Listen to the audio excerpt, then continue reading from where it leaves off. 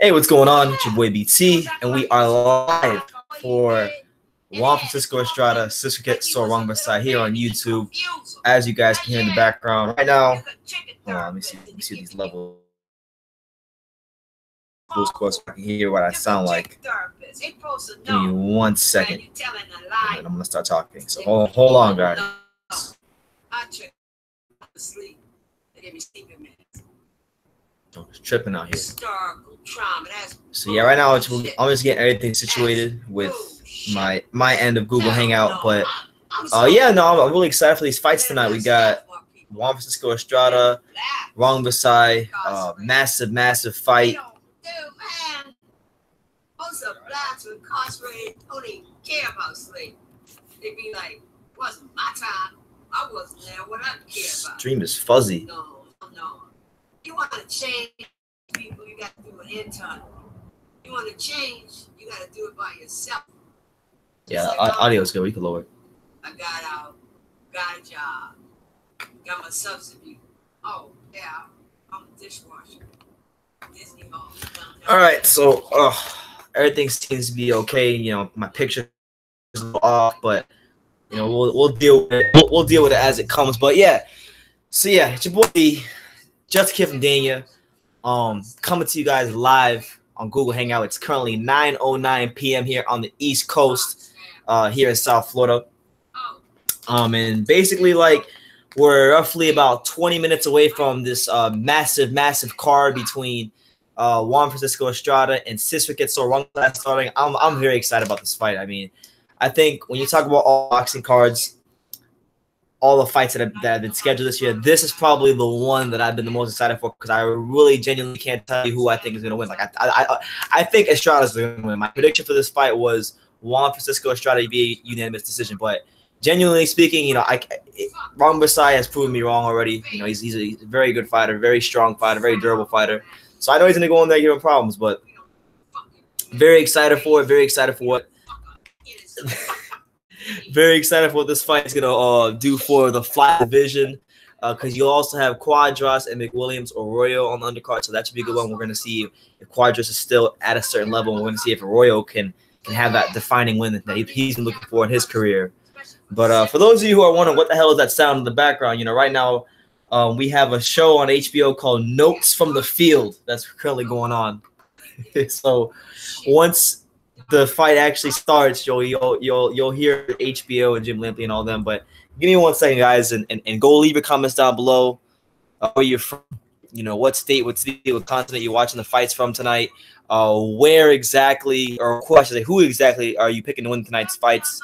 Because I do know that the opinions are split. But give me 1 second. I gotta go send my girl a text message. Make sure she's watching. For any sense of history. And history is a concept that exists on those on. According to the West, I have no history. I've had to wrest my identity out of the drawer. What I'm trying to say is that if I were young, I find myself with no markers. And that's very crucial situation. But that's what we've done. Well, if I'm 15, I don't want this too. So you see, we're going to try to do, we're going to try to face. I read a little book called The Way It's Supposed to Be. All right, I sit back down. And it was poetry and things. Today's the first day of the show. Is it? Oh. All right. But yeah, so I was sitting here, guys. Let's go back and let's go through some of the results in boxing today. Now, I didn't get to watch the undercards for the World Boxing Super Series, so I don't know who fought in that. I don't know what those results were there, but I did get a chance to watch the main event, which was Caleb Smith versus it was originally supposed to be Jurgen Bramer. He pulled out earlier this week, and Niski Holskin took the fight on 5 days' notice, and you know that fight Caleb Smith got the job done. So credit to him. He's on to the finals. He'll be facing George Groves, but he didn't look impressive at all.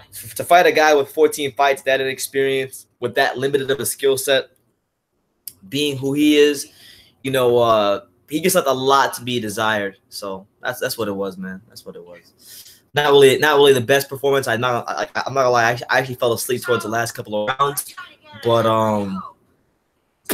he's in the finals now, so you can't argue with the result. But I do think I'm very tempted to change my pick. I originally had Caleb Smith winning the tournament, and now it's like, okay, he's in the finals, but I'm not really sure after what I saw if he's going to be able to beat George Groves. I don't know.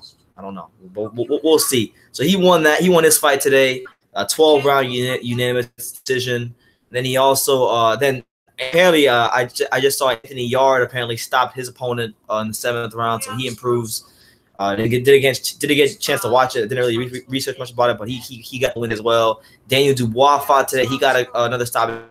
So pretty much all that happened today was that Caleb Smith beat a converted kickboxer with only 14 fights to move on to the final full boxing super series, and then these other two guys, Dubois and Yard, two prospects to continue to improve the record. But this card right here, like tonight. This is the one that really has relevance, because when we talk about the 115-pound division, the super flyweight division, this division that's one of the most stacked in all of boxing. And Rungvisai, in my opinion, was fighter of the year last year. He beat Roman Gonzalez twice, even though I thought he lost the first fight. He stopped him in the second fight, was convincing with the stoppage victory in the second fight, and overall, Rungvisai proved his mettle. He was a fighter that was a world champion in the past, wasn't a recognized world champion. Then he fought Cuadras. That fight ended on cuts. Who the hell is? Shout out to Pablo Echeve. He said, "Hi, how can I watch Superfly?" Well, I don't know. I'm not gonna show it. I'm just gonna be I'm gonna be talking. You'll hear the audio. I usually do that during the fights, but it is what it is. It's on HBO. How can I watch Superfly? Oh no, what John C says. What do you think about Conejo beating his murder case and coming home? I don't know who you're talking about, but shout out to him. Muhammad Ali, yeah, what's up, man? I remember you. I definitely remember you. From the live stream. Good to have you back on, man. What do you got? What do you think about tonight's fights? Who you got? Fight Scout says on HBO. Wes Down says, "What's up, Chicken Little?" What's up, man? If you call me Chicken Little, then Chicken Little must be pretty damn handsome. The actual official card is gonna start at 9:30. So right now it's 9:16 where I'm at. So we got roughly about 15 minutes before it starts. But once it starts, I'll turn the volume all the way up, and you'll be able to hear some of the audio. But this card has a lot of significance for those reasons. Brian Valoria is also going to be fighting on the undercard for the WBA flyweight title, if I'm not mistaken. So it'll be interesting to see how he does his fight. Yeah, I don't know if that's televised, but I hope it is, because I want to see him fight. And if not, we still have Cuadras versus Arroyo, and like I said, I'm not really sure what's going to happen in that fight. But we'll see. But I think Estrada is definitely going to be Rungvisai. Estrada I've rated highly for a lot of years. I think he's on the top 5 to 6 best fighters in boxing, and he's probably the most underrated fighter out right now. So I think tonight's his night to actually prove what I've been saying on YouTube for these last couple of years. Eric Riva says, "Hey, what's up? What's up, man? How you doing? Who you got tonight?" It's 2:16 a.m. out here. Well, yeah, man. Where are you located, Marlon? Are you in or something? I'm assuming you're in England, because England's usually somewhere.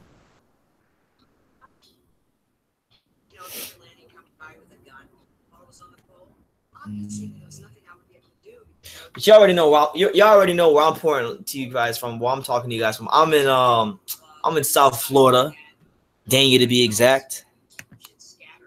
Greatest city in the world. Not biased, but it's the greatest city in the world. Rungvisai, I think he's gonna be a live dog though, because and it's interesting because Estrada is a counterpuncher. You know, he doesn't like to waste punches or energy, and he can be very economical with his work. Rungvisai, on the other hand, likes to pressure you, and he likes to really push the pace. So, you know, that chess match between who can gain control of the pace of the fight, like that's the interesting thing to me. And I think if Rungvisai, like Estrada, if he can go in there and he's his usual patient self, you know, he look for the openings, he find the openings. I could definitely see him getting a late stoppage of Rungvisai. I don't think that he's gonna break him down early unless he gets hits him with some stuff like out of this world. But I could definitely see him if he's economical with his work, but landing the right shots, getting him out of there, 9th, 10th round. But I'm gonna stick with my pick. I had him via unanimous decision, so that's what it is, man. But yeah, for those of you guys who don't know, who may ask me later on, next week I will definitely be on live. I was a little bit slow to get live. I would have been live. I would have been live on YouTube an hour earlier, but I had some time. I had I was out somewhere and then I had to get set up here. So yeah, but no, next week I'll definitely be on live for the Deontay Wilder Luis Ortiz fight, and I'm gonna try to watch the Kovalev fight simultaneously with that fight. So it's gonna be quite interesting when that happens. But that'll be happening next week. So for those of you who are wondering, that'll be going on next week. But who do you guys got in this fight? You know, Juan Francisco Estrada, top level fighter. Rungvisai, top level fighter. Give me your picks in all the fights. You got Rungvisai, Estrada main event. You got Cuadras, Arroyo in the co-main, and then you got Valoria versus other guy. I can't remember his name, but the guy fight for the title. Yeah, who you guys got?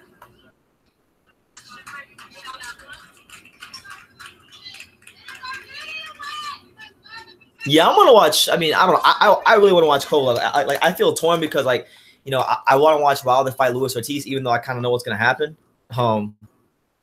But I mean, regardless of that, I still want to see it because, you know, it's the first real name he's been in there with, like top name he's been in there with. But I still, at the same time, I love Kovalev. Like, you guys know Kovalev is like one of my favorite fighters. Like, don't want to miss some fight.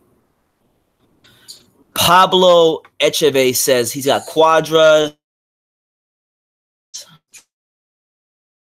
one. No. So Cuadras in the co-main. I think Cuadras still has nothing to take. You know, he's fighting an Arroyo who's been very inactive. An Arroyo that hasn't fought since the Gonzalez fight.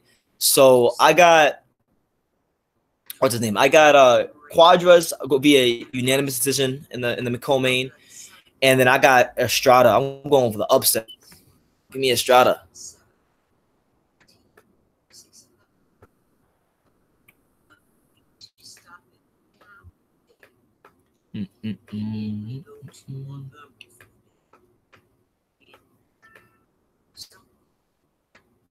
Hold on, guys.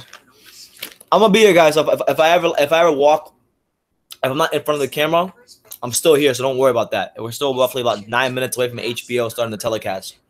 So don't you worry. It's gonna be a little quiet at first. Like most of the time with these streams, it's always quiet at first. We're gonna see.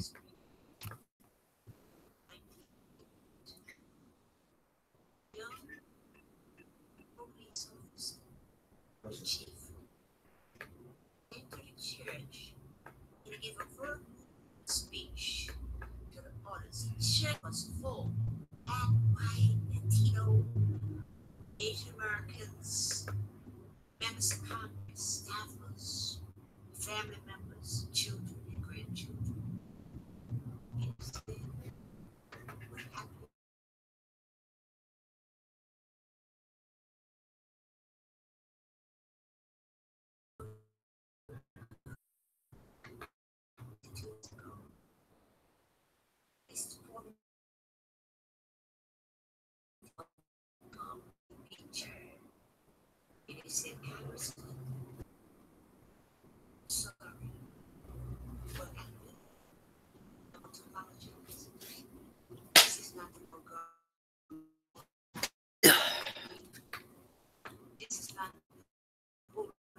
Pablo says Cuadras is in a new camp. and he'll be fresher in the mind. We'll see, man. I heard he's been working a lot with Abel Sanchez. So I mean, I want to see a better Cuadras. I feel like there's still, like, as far as with his career and his skill set, like there's still another level he can get to. He slaps with his punches a lot. So if he gets to a point where he starts turning his punches over and he's just more fluid with his mechanics, then overall that build is well better for him. That makes for more exciting fights, and it makes super flyweight a lot more interesting. And then plus with Arroyo out of the picture and Gonzalez on the way back up, it's just, if there was ever a time for him to regain some footing in the weight class, it's right now. Yeah, Estrada, come on, man. Estrada's that dude. I'm trying to tell y'all. Estrada's gonna go in there. I think he's gonna put on a good performance. Counter punching, command of distance, patience. Like you're gonna say why I've been talking about this guy the way I have. But I know it's not gonna be easy because Rungvisai is no joke. Like Rungvisai, he's a confident fighter and he's a hungry fighter. Even though he won the title, he's still very hungry. Like these guys from other countries, particularly a guy like someone like Thailand, he's not a big name. It's crazy. I don't know. Have any of you guys seen the purses, like what the fighters are gonna make for tonight's fights? Because I saw that Estrada, Rungvisai is only gonna make like 1,000 or 100,000, and then I think Estrada's making like 50K, and it's like crazy purses. What do you guys think about that?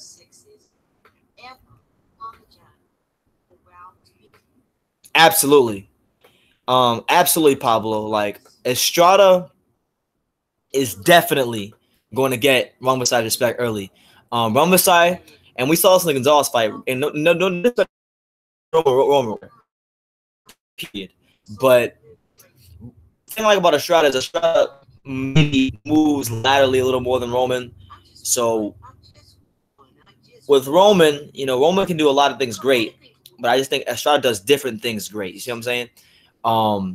Estrada looks to counterpunch more often than Roman, and because of that, he's where he can hurt you with a punch you don't see and get your respect early. So that's what it is. Yeah, I definitely see him getting respect early. Now my thing is this: the question isn't whether he can get his respect. The question is if he can't gain control of like the pace in which the fight is fought at, then does Estrada have the gas tank to last the guy on Rungvisai? That's the real question we got to ask ourselves, because Rungvisai's conditioning is top notch. Yeah, it'll be happening in about 5 minutes. It's 9:26. Sitting right here. Got my boy Paul next to me on the left. No Alex tonight because no one knows where he's at, but hopefully, I hope wish he was here. Oh, section. I doubt the king say we have to redeem the solar miracle. Yeah, the issue I think with this fight, right? A lot of people who are going to watch this fight tonight, they've seen Rungvisai because of Roman Gonzalez, right? But a lot of people haven't seen Estrada because outside of the Cuadras fight, because he just now really starting to gain some traction as far as his name amongst it's just amongst the boxing community. Like Estrada's been a really good fighter for quite some time, and he's now starting to get the exposure that he deserves. And he's a fantastic fighter. Let me just put it like that. There's no way in hell he's not. You can't name me 10 fighters better than that guy. No way in hell. If Rungvisai wins this fight in dominant fashion, I'm going to be very impressed. Like, it's going to be quite impressive if he goes in there against Gallo Estrada, being the counterpuncher that he is, being the dominant champion he was at 112, doing what he did to Cuadras in his last fight. And if he's able to beat this guy soundly, then this guy much more than this. He already is much more than we thought he was. I thought Roman was going to beat him, and he was just going to be like I don't expect him to say stepping stone, but yeah, pretty much a stepping stone to Roman Gonzalez fighting Arroyo, and we saw real quick that wasn't the case. He was a world champion for a reason before he fought Roman. The crazy thing is I genuinely believe that Estrada is the best fighter that Roman's ever beat. Like I asked me, Brandon, who is the best fighter Roman Gonzalez ever beat? you will get the same answer from me every single time. I'll say Juan Francisco Estrada. So what's funny is Valoria is fighting for a world title on the undercard, right? You got Cuadras and Arroyo fighting each other, right? And then you got Estrada in the main event. So literally, if these fights all play out a certain way, Roman Gonzalez's resume is all of a sudden going to look a lot better. So I think that's pretty cool. You know, shout out to Roman Gonzalez. You know, let's give Roman Gonzalez a shout out too, by the way, because if it wasn't for Roman Gonzalez, this card would not even be happening. This whole Superfly series that HBO's putting their money into, it wouldn't even be happening. Like, they're having this card tonight, and then they've already announced that for the fall they're going to have their 3rd edition of that. So, you know, that's what it is, man. Quadra. Fight Scott says Cuadras started using PEDs after having trouble against Rungvisai. Yeah, man. When he fought Roman, I remember when I was there, he had crazy pimples on his back, and beat him. He started Roman on that bicycle from Mike. Yo, honestly, bro, like, all respect to ring IQ. Like, I like Julius. He's a cool guy, but like, miss me with that, man. Like, everybody in boxing is a fanboy to some extent of some fighter. Like, Julius, and this is my take. Julius is a fanboy of Terrence Crawford. Like, that dude loves Terrence Crawford. I'm just telling you guys that I'm just trying to tell you that Manny Pacquiao is a top level. Basically, the message I had in those Manny Pacquiao video was, the underlying message in those videos was, Manny Pacquiao is a freaking huge name in the sport of boxing. Why aren't these guys trying to fight him? You know, that's what it was. You would think, like, if you're trying to make a name for yourself in boxing, you want to fight the biggest name in the sport.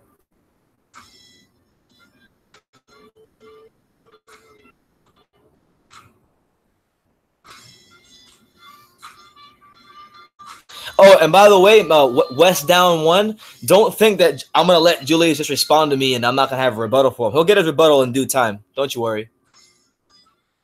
He didn't school anything. I schooled Julius weeks in advance about Rocky Marciano. And then Julius made some good points and some nice little points in his videos, but he ignored some pretty obvious things that I'm going to school him on once I decide to make my response, whenever I decide to.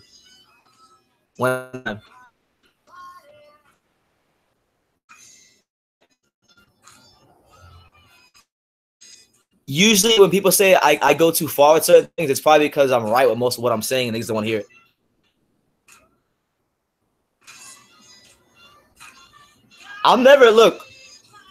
Most of these guys, like, I've called Dante, called out Boxing Ego, I've called out a lot of the top boxing channels over the years. Ain't none of them want no smoke because I'll kill them in a debate. I got no problems debating Julius in the debate. Like, nothing to me.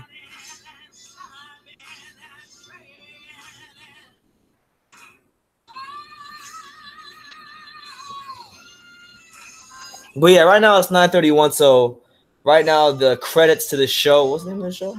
Notes from the Field. Notes from the Field. The credits from Notes from the Field is happening right now, and then they're gonna go fight commercial for like 2 commercials, and then probably to tell you how it works. But yeah, I'm not against debating Julius. You know what's funny? I would actually like to debate Julius because, first of all, Julius has a good channel. Like, I enjoy some of his work. He's got roughly 2,000 subscribers. Like, I'd like to help Julius, like, build his channel up a little more. I ain't mad at it. What's the music in the background? The music in the background was the credits.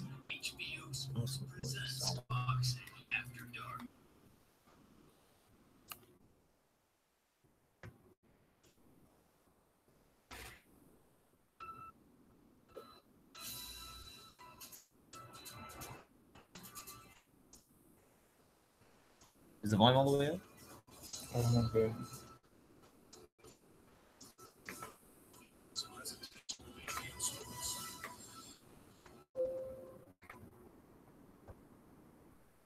All right, so we just turned on the volume. I'm trying to see what it sounds like in my headphones.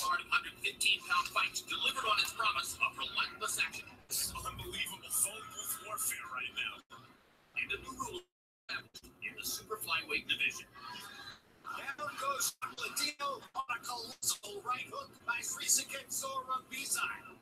This time, Srisaket Sor Rungvisai left no questions unanswered. Down he goes a second time, and this is it. This is over. But there was also another emergence that night. As tough Mexican Juan Estrada upset again Carlos Cuadras. Down goes Cuadras on a straight right hand by Estrada. It all set the stage for tonight. No problem, West Down. Thank you. Against the challenger Estrada. Plus, with the 115-pound division as red hot as ever, colorful Mexican chance at redemption against former Puerto Rican Olympian Arroyo.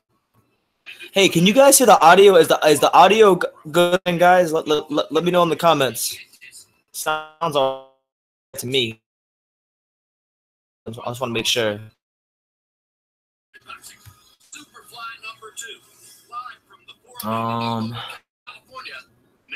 To be la. I used to listen to Carcino. He was alright. I like Carcino. Like his videos about music, rappers, and stuff.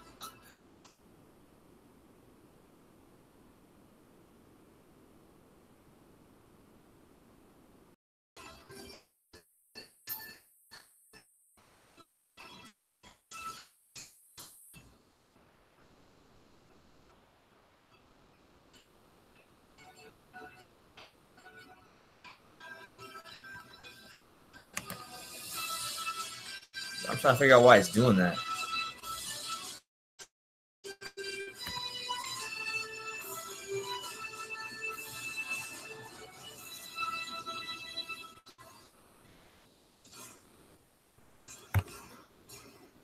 Boxing After Dark is back, coming to you live from the Forum in Los Angeles. Tonight, it's part 2 of our heralded Superfly series, with a triple header of exciting fights on tap in the 112 and 115-pound divisions. First, flyweight title holder Donnie Nietes takes on former title holder Juan Carlos Rebecco. Oh yeah, Donnie Nietes is fighting on this card. I forgot. Intriguing matchup between entertaining Carlos Cuadras of Mexico and Arroyo of Puerto Rico. And in our main event, Srisaket Sor Rungvisai, coming off 2 upset wins over Chocolate Gonzalez.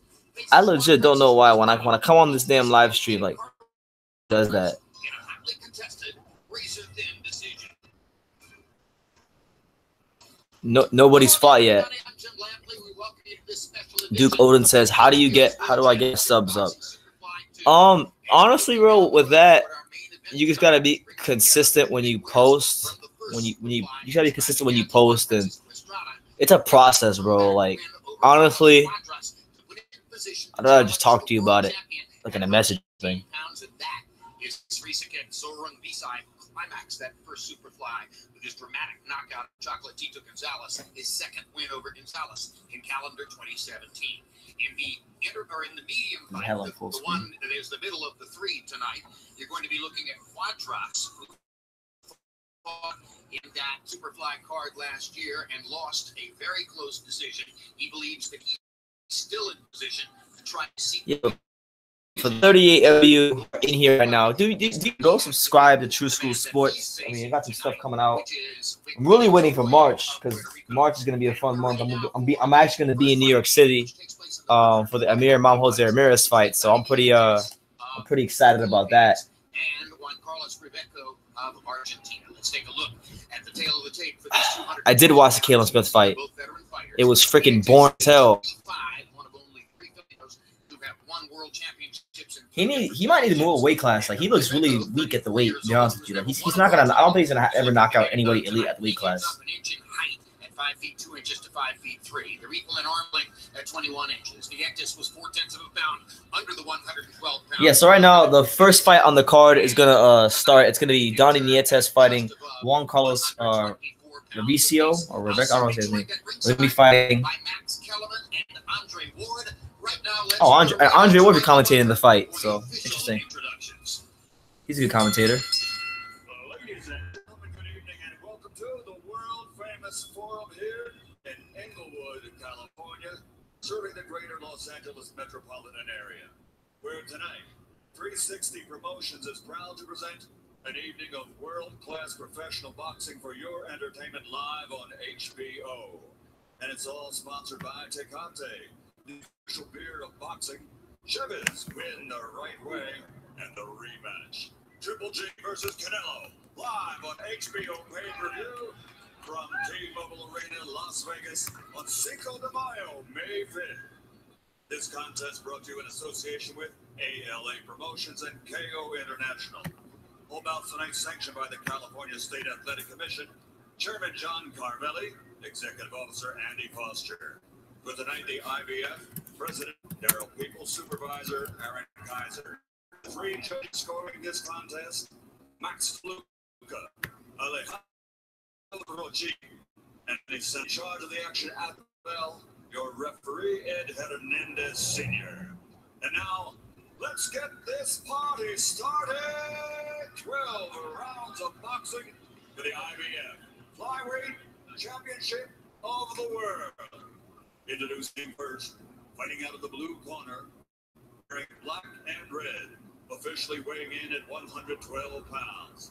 His professional record, 39 victories, including 19 knockouts with 3 defeats. From Mendoza, Argentina, the challenger. Yeah, so right now, for those of you who are just funneling into the stream, first of all, let me say welcome. Let me know what city, what state, what continent, where you're watching the fights from tonight, who you got. Give your predictions down below. It's currently the first fight on the card for it's first fight on the card right now. It's Donnie Nietes making the first defense of his IBF flyweight title that he recently won April. And Donnie Nietes is an interesting fighter because I remember this was a guy in Donnie Nietes that a lot of people wanted to see when Roman Gonzalez move back on and challenge. And Nietes has had himself a pretty good career. He's been a world champion many times at minimum weight. Now he's a champion light flyweight. Now he's a champion at flyweight. So he's been a quality fighter for quite some time. And looking forward to seeing what he does on the undercard of this. It's unfortunate for Nietes because he's at 112 at a time where all the really good 112-pound fighters are at 115. So he might at some point in time, maybe in the next year or so, have to go chase one of these guys. But for the time being, let's enjoy the fight. He's fighting Juan Carlos Reveco or V. I don't want to say his name, but I've heard of him before. He fought. Okay, yeah, this guy fought Kazuhiro Ioka. That's why his name looks familiar, because he fought Ioka. Ioka's a good fighter.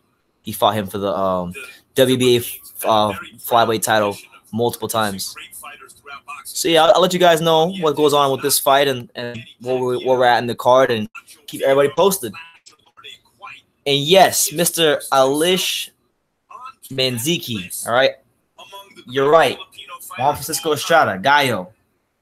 It's gonna be a good fight. I just want to see a good fight, but Juan Francisco Estrada is a tremendous fighter. I just think I would like to see him win because it's his first time being a main event fighter at this level. You know what I'm saying? So round one, Donnie Nietes in the purple trunks, Juan Carlos in the red trunks.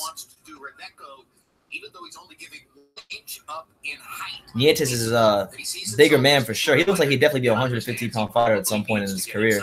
Yeah, Reveco obviously has been the shorter fighter for most of his career. He acknowledges that, but he's learned to overcome that.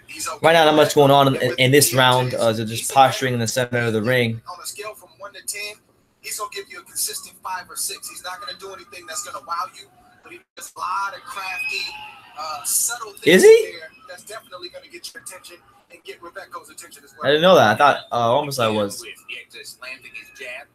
Can't be by a lot though, right? 2-1 tops. Reveco lets a nice little combination go there. Some of it landed, but nothing too crazy. His rhythm disrupts the other guy. He punches when the other guy doesn't want to engage. He disengages when the other guy wants to engage. That's the name of the game. He's very efficient, and he only does what he has to do. And so far, he has blocked every punch that Reveco has tried. Blocking the body shots with his arms, blocking the upstairs stuff with his gloves. Reveco, by my lights, hasn't really landed anything yet. CompuBox sees him at 1 for 11. Nietes will also quadruple and quintuple up on the jab at times. There's a lot of one thing I like about Donnie Nietes is that is Andre Ward's voice too. By the way, he's commentating the fights tonight. You know, it's funny. He's a very good commentator. I like him as an analyst, believe it or not. And by the way, go check out the video I just chopped on Andre Ward and Dmitry Bivol. But no, one thing I'll say is one thing I like about Donnie Nietes is when you watch him fight, he's got very smart feet, very intelligent feet. Like not the fastest guy in the world, but he knows where he knows where he wants to be in the ring. He knows what he wants to do to set up a certain punch, and he sets it all up with his feet. He has a high punch. He knows that Nietes is a veteran, and he knows that Nietes is a natural counter puncher as well. Already we see Rebecca has thrown 21 punches to this point in the first round.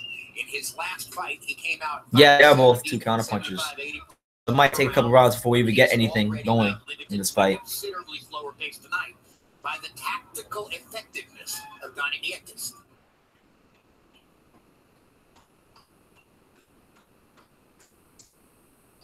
Rebecca sneaks to the right hand of the body. Yeah.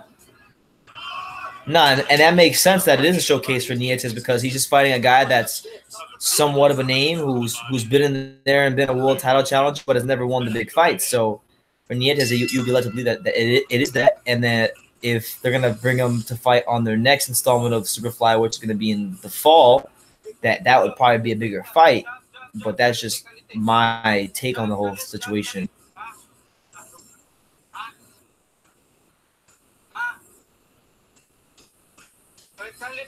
He's a good fighter. I think even speaking for myself as someone who follows like smaller weight classes, and I know a lot of most of the fighters in the smaller weight classes.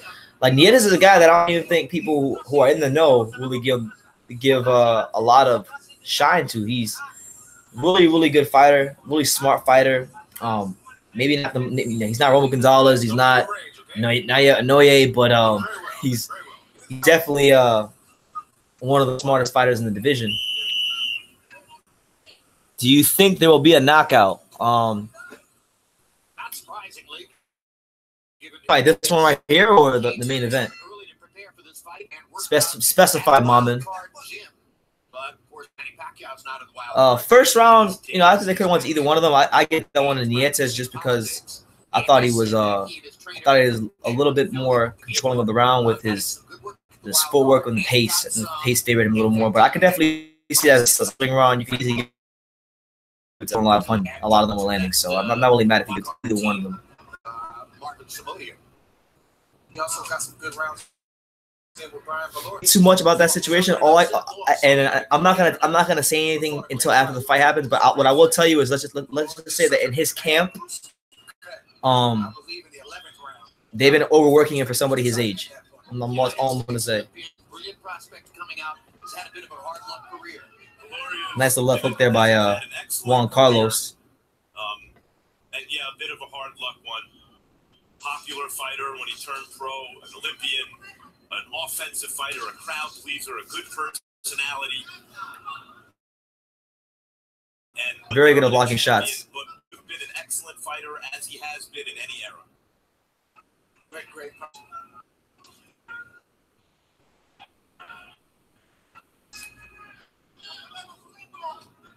See, there you see the subtlety of Nietes. Not a lot of big movements, but just enough to slip.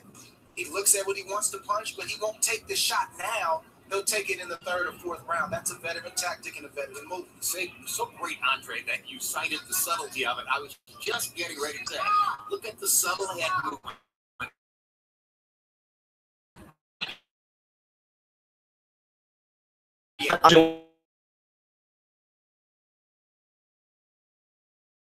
You don't really see him slipping crazy shots, moving. He's definitely someone who's what he's trying to do. Tripping at the moment, so bear with me, guys. But yeah, no, Andre Ward. Speaking of Donnie Nietes, you think Kellerman and Ward are holding? Just kidding. No, that's in the pre-fight show. Keenan K. Oh man, how you doing, man? Nietes is like a really seasoned quarterback in the pocket. Look at that. Well chosen body shot by Nietes. while Rebecca was missing upstairs. I could definitely see it. It really, if Rungvisai, if Rungvisai gains complete control of the pace, then yes, he'll wear him out. But I could definitely see Estrada stopping him too. So it's not going to surprise me if it does wind up that does happen. When I was 19 years old, my uncle told me there was a job waiting for me. And a year after I got there, I began taking care of them. I was definitely terrified of the snakes at first, but after a while, I started to love them, and I even wanted to have one as a Yeah, so right now we're 2 rounds into the Donnie Nietes. But it was okay, because they were pythons and not poisonous. When you have a snake, people really look at you. I have 2 Burmese pythons of my own, but I couldn't bring them to the U.S. because they don't have visas.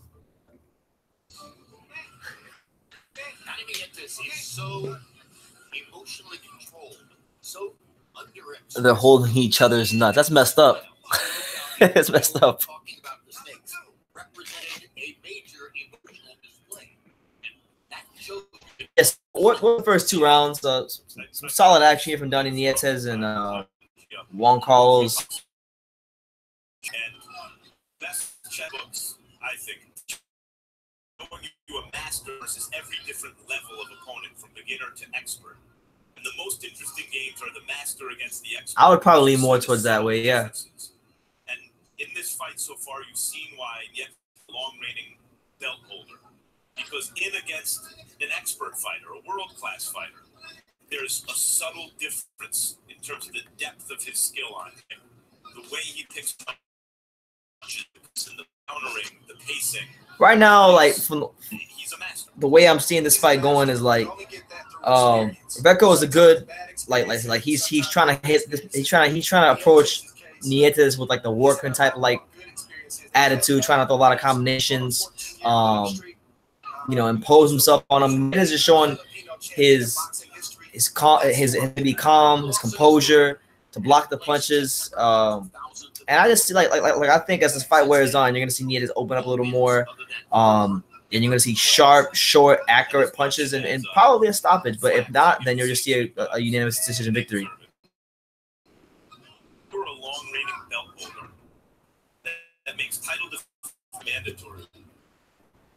Chances are you're going to have an off night. Absolutely. Chances are against another world-class opponent without. Caleb Smith was garbage today. Like there's no ways about it. Like he won. We give credit where credit is due. But you consider the opposition. You consider the advantages he had. Going into the fight, it was a very, very terrible performance. And I think if you would have fought that way against a Chris Eubank Jr. or George Grove, he loses that fight. So I don't know. He has me reconsidering. I'm a person who can stick to his picks, but I don't know. Show me the guy that has success against top competition, extended period of time. That's the guy that gets me excited. Well, and it was consistency over a long period of time. It was 46 consecutive wins with 38 knockouts that lifted Roman Chocolatito Gonzalez to the #1 ranked pound for pound in the world coming into calendar 2017. But as his experiences with Srisaket Sor and Rungvisai showed, there's somebody out there in this overwhelmingly vast and variety-filled world of boxing. There's somebody out there who has your number, and you just never know when you're going to run into that guy. Chocolatito Gonzalez could never have really known before he first fought Srisaket Sor and Rungvisai that this was the guy. Particularly with pressure fighters in the lighter divisions, they tend to age very quickly once they hit about 30. Makes it interesting to see what'll happen to Srisaket Sor and Rungvisai, 29. Tuesday, tune in for the next Real Sports. Yes, so round four ends between Donnie Nietes and Juan Carlos. And thus far, it's been just a chess match. Keenan Kane is up down there in the comments saying it's a boring fight. It is what it is, man. It's just a showcase fight. Right now, Donnie Nietes looks pretty decent. I gave him the last round, and unless this other dude starts landing some big shots, I don't really see other guy winning. The Fight Scale says, I would like to see Chocolatito versus Donnie Nietes. A lot of people will keep saying that in my comments. They want to see Chocolatito versus Donnie Nietes. I ain't against it, but for me, and you guys might think I'm crazy for saying this, but in a dream world, my dream scenario is this, okay? My dream scenario is that Romo Gonzalez fights Kale Yafai. Listen to me. He fights Kale Yafai, right? And beats him, gets the title, right? Or he takes the tune-up and wins. After he does that, I want to see him fight Juan Francisco Estrada in a rematch for that world title. That's what I want to see. Then you beat Estrada and you out into the sunset. And then I can do my little boxing tribute videos that I do for these top 5 fighters that retire. Okay, Jim. I got a 3-0, 30-27. Donnie Nietes. All right, so round 4 coming up. Harold Letterman scored all 3 rounds for Donnie Nietes. I think at worst you could have it 2-1 for Nietes. But it's clear to see that thus far he's been winning. He keeps the fight where he wants it, you know. His ring generalship is excellent. And he outpunches Juan Carlos Rebecco in just about every round that I've watched so far in this fight. 3-0, Donnie Nietes. Max Kellerman compared him to Andre. Yeah, it was really boring. That fight was terrible. I watched it, and I watched the Caleb Smith fight, and I fell asleep in the championship rounds. I'm not even on front. I fell asleep in the championship rounds. But I knew by the 8th round how the fight was going to play out because the other guy just didn't have enough. He was good as far as his for the level of skill and the experience he had, but he didn't have he didn't know how to set up his punches. Like, you know what I'm saying? He didn't know how to set up that right hand he had. Because he had a good right hand, was landing it, but he didn't know how to set it up. But you see Nietes, who's the consummate professional, he's the veteran. His nickname is Snake. He's almost like a snake charmer, where he's very deceptive. He's taking the punch count of Rebecco, down. And Rebecco, in many cases, is shell-shocked. He can't do what he wants to do, and I don't even think he realizes that right now. And yet Nietes is right in front of him, and he can't land the punches.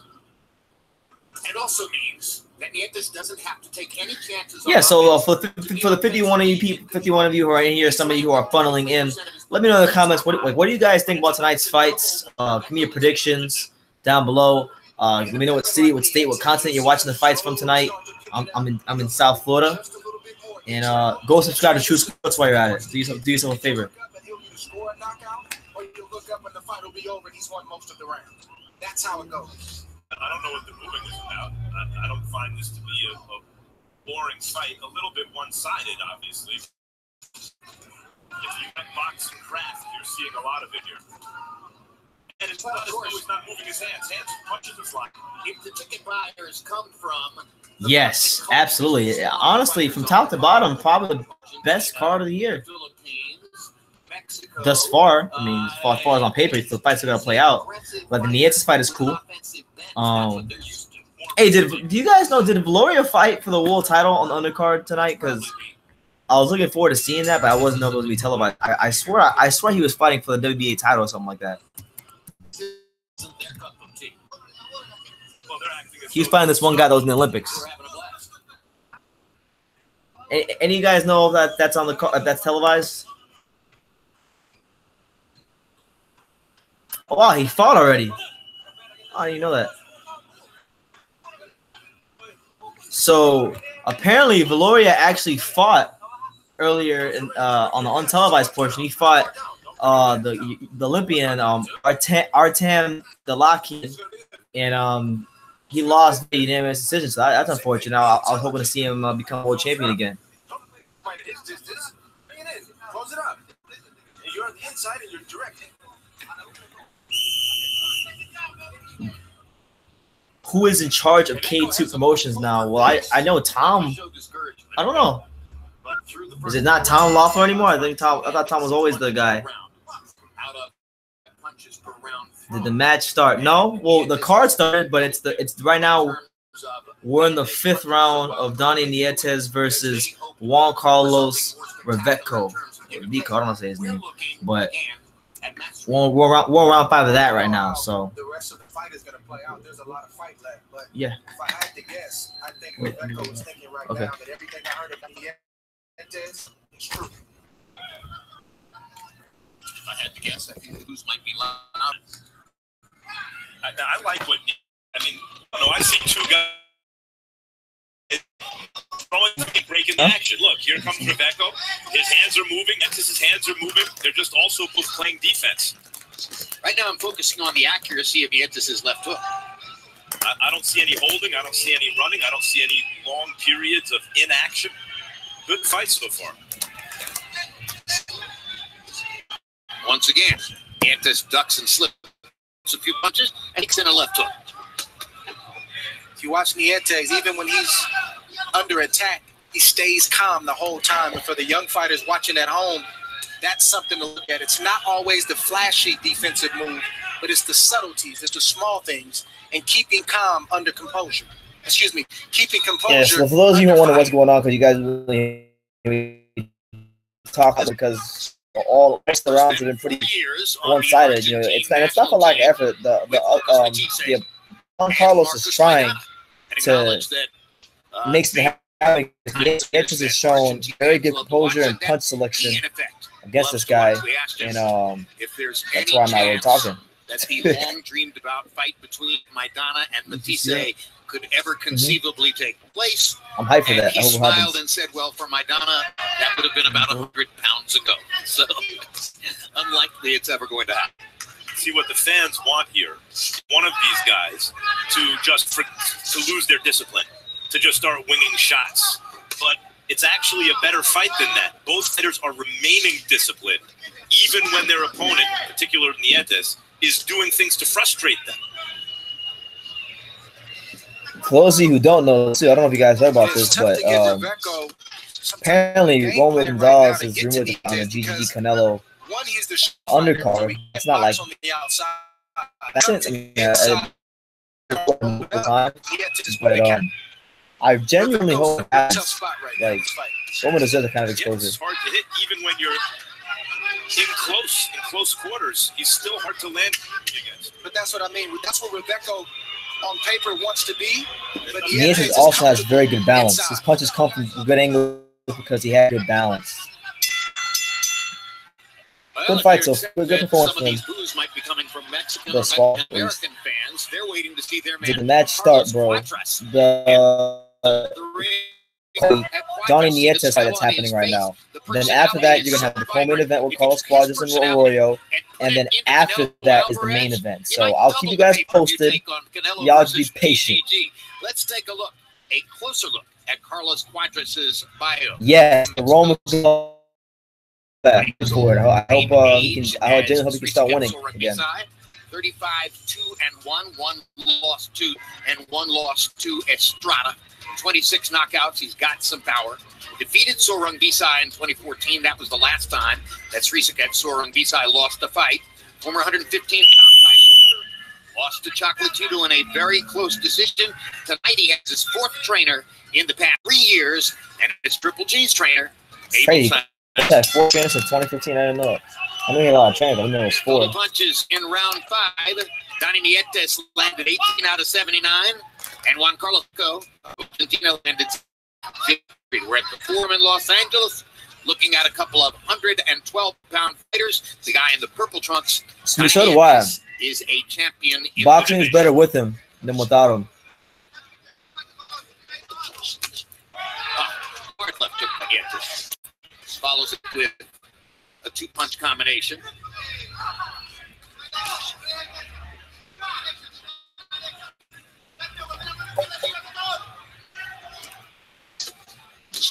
One of the subtle differences you can see in these two fighters, the master versus the expert, you know, Nietes as the master, there's less wasted movement. So round 6 of the first fight on the 3-fight HBO card. Donnie Nietes making the first defense of his IBF for no against movement. Every move seems to be for a purpose.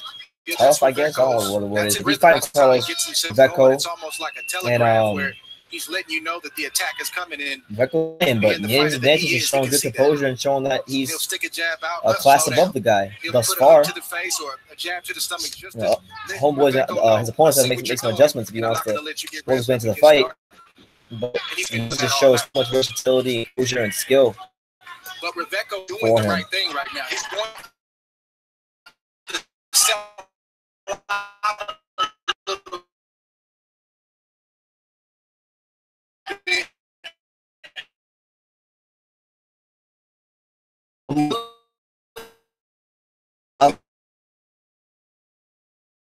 great and time. To get here,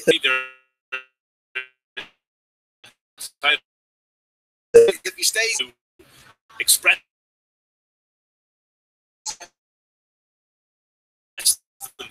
themselves.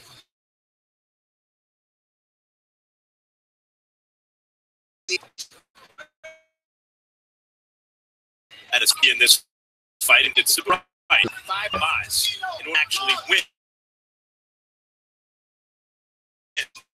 They have to this who we out of punches.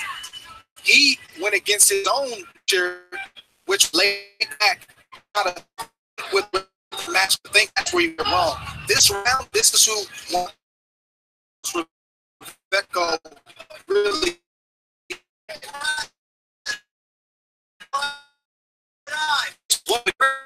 Exactly what he said, but that's the point. One of James Toney's favorites. All right, so round 6 concludes. Round 6 concludes, and that's another round for Donnie Nietes. And that round right there, I think he did a better job of hanging in the pocket and finding his own finding the reins. And a couple of the shots I think really hurt Rebecca. I genuinely believe. I'll tell you, the situation to me looks, Jim, like maybe he should not come out for this next round. Ref, he hit him after the bell. After the bell, ref. Hey, I am just Wilson. You're in the right place. Right. But he's a good commentator, though. Yeah, give him that one. Good commentator. It's a little way while we're in the break in between rounds. Made him give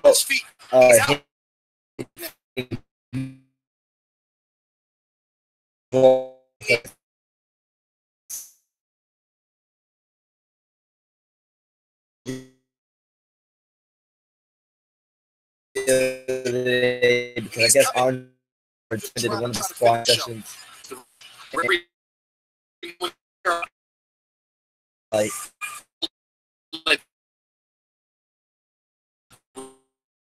roll.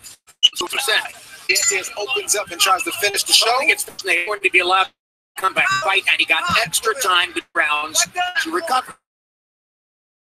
Still out of his feet with the extra time. He's still out. Don't over the canvas. That's when you'll get as a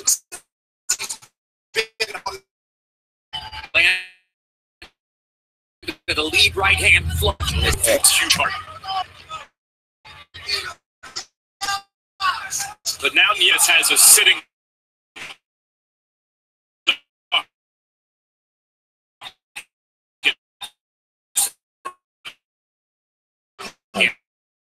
It is going in. Yes. His corners allow him to continue. His legs are not obeying his And they're going to stop the Donnie Nietes scores the 7th. And looks pretty good in the showcase fight. So looking forward to seeing what's Donnie Nietes.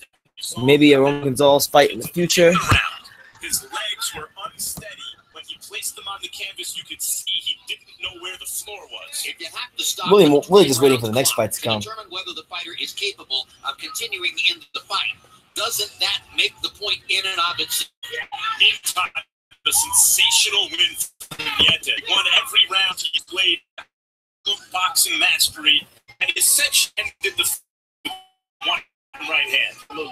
Spectacular. He set that right hand up with a series of left hooks that were so skillful, so perfectly delivered, so well timed. It was like Nigel Lai, the fight, the Nietes fight just ended. So then we got the co-main event between Williams Roy. But then advent, so be patient. Be patient. We're getting there. He closes the distance. He goes to the body with both hands and tries to finish up top. Very good performance by Donnie Nietes, though. Fantastic performance. You know, Andre, we saw a good young fighter a couple months ago, Tevin Farmer, get robbed on our air. And fighters like Tevin Farmer. Well, too bad.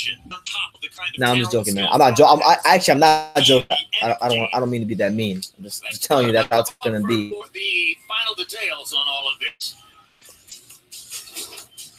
What did that person say? Huh? What did that person say? Ladies and gentlemen, I honestly don't want to see your face all night long.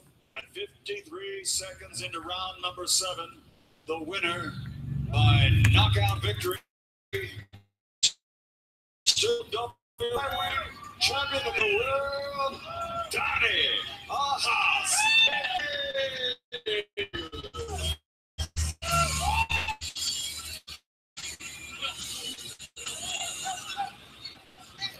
Ruben Crespo, what's up, man? How you doing? Final copy box numbers. And these numbers are what? As you can see, that Nietes 100 to 4 through 89 more punches. 60 more.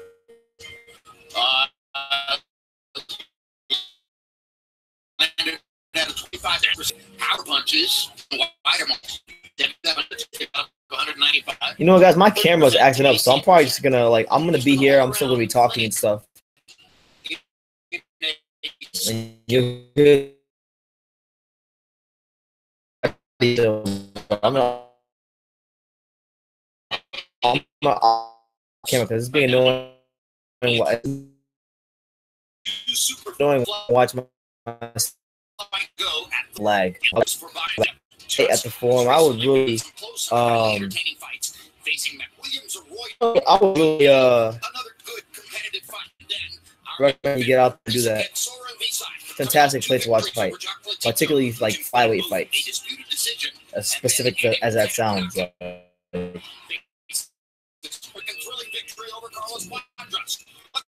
a quick look at upcoming HBO sports programming.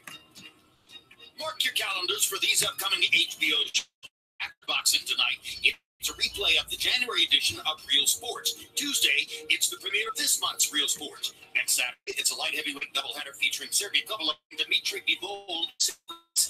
April 10 brings the premiere of the documentary Andre the Giant. My show, The Fight Game, then returns April 18. Later that month, Ed Jacobs fights in front of a home crowd in Brooklyn, New York. Followed in May by the highly anticipated mega fight rematch between Canelo and Triple G. For all of this and more, go to HBO.com. And another look at the forum, what's known as the Fabulous Forum in Los Angeles. I'm gonna figure that out. Andy. Honest. Then it's had a couple of other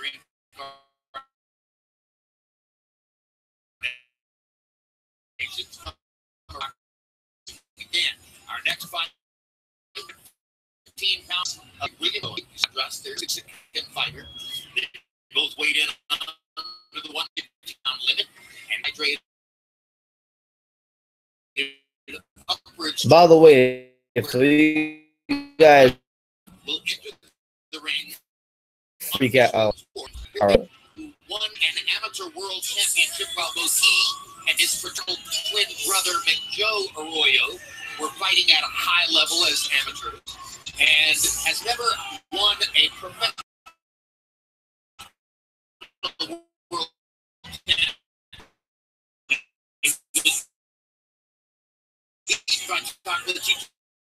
Gonzalez. Years ago, good as a real in any era. The question for him is, can he elevate over contender status and reach championship level? He hasn't yet really been able to do that quite in his. Our expert commentator Andre Ward became one of the fighters of his era boxing, partially by sticking with one trainer all the way through his childhood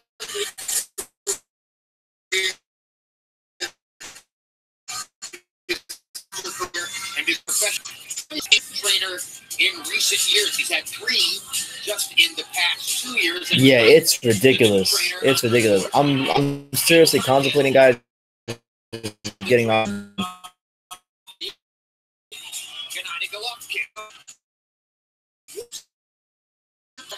I don't know why internet my house is tripping. It almost seemed like he's from his life, you know, and even some of the other losses.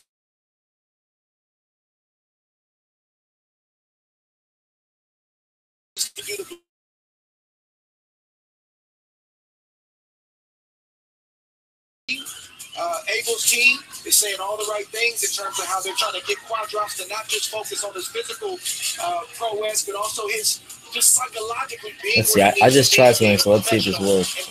Some of these close fights that he's been in where he fades. Hello? Check.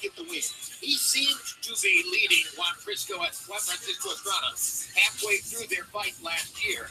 Then eventually Estrada began to come on in the late rounds, knocked Cuadras down in the 10th. That became the margin of victory in the unanimous decision. And Cuadras seemed to feel as though maybe he didn't get the best advice he could have gotten down the stretch of that. Hey, yo, guys, am I coming in and out? I just tried something. I want to see if it works. Do I sound clear? Let me know in the comments. This is ridiculous, but I'm doing my best. Bear with me. And it's all brought to you by 360 Promotions and sponsored by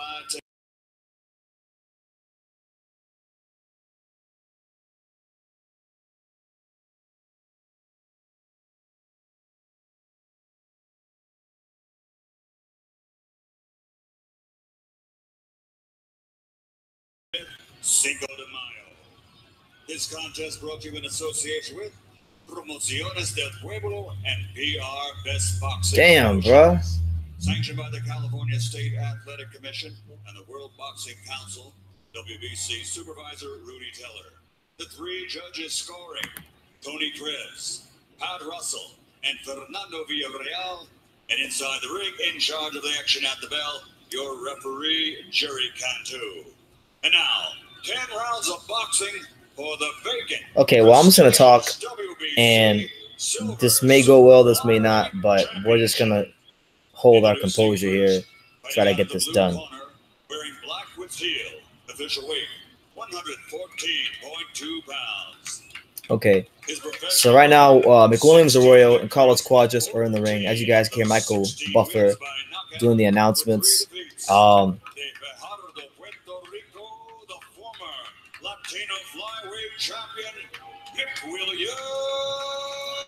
Big fight for McWilliams Arroyo. As Max Kellerman said, he's looking for in his career to see if he can elevate above contender status and become a champion. And it's possible. He's definitely skilled enough. He was an Olympian.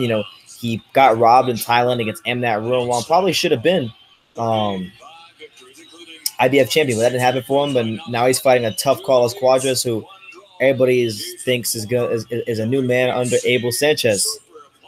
Champion of the world from Juan, Sinaloa.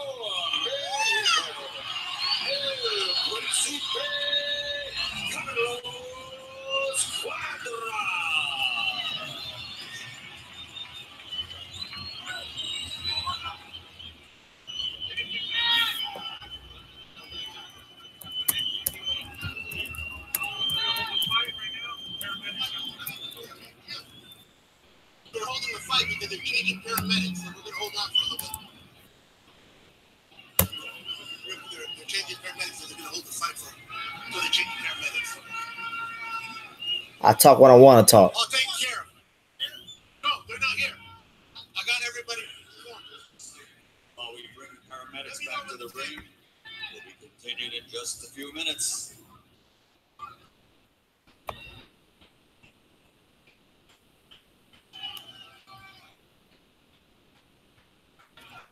We're holding the fight because they're changing paramedics. Referee Jerry Cantu came to ringside to let us know that there was a brief delay while they brought back the paramedics. Obviously, the paramedics had left the ring to go with Juan Carlos Rebeco, probably to an ambulance to get him into position to go to a hospital for evaluation. In the wake of what happened. Yo, it's crazy you say that, Fight Scout, because I went to this fight against Robo Gonzalez. He looked shredded, like real shredded, like kind of looks like how he looks right now. Then I met him a couple months later, like 3 months later at the WBC convention, and he was kind of like chubby, pudgy. He looked like two different people when I saw him. But I tell you, man, that fight with Romo Gonzalez was one of the greatest fights I've ever seen in my life. Well, as far as like events in person, it was one of the best. I don't know if it's one of the best fights, but it's up there. The fighter who was considered the best pound for pound in the world at the time and acquitted himself well. He seemed to be the bigger, more athletic of the two, but of course, Chocolatito, who is still functioning near his prime, is just an overwhelming punching machine, and eventually pounded out the victory. But it was a close, competitive fight. And Cuadras really announced his presence as potentially an elite fighter. Potentially because he didn't get the win, but it looked like he'd be getting some wins against some top fighters in the near future. And few fighters have more self-belief than Carlos. All right, so you guys got in this fight between Arroyo and Cuadras. I definitely got Cuadras, but I genuinely would like to see if Mick Williams will come with a W here. Make sure that everything is in order at ringside. You know, I'm gonna try something right here. Hold on, let's see. Cuadras has the talent and the personality to be a star.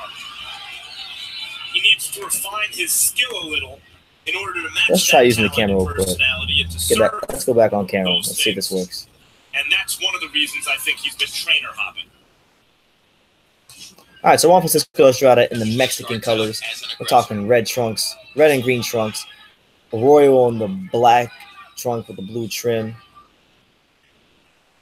Arroyo trying to start out with a it's a pretty good fight. Right now, you got the Mexico chants going all throughout the building. Wider shots, throw a greater variety of punches. We'll see which technique works better.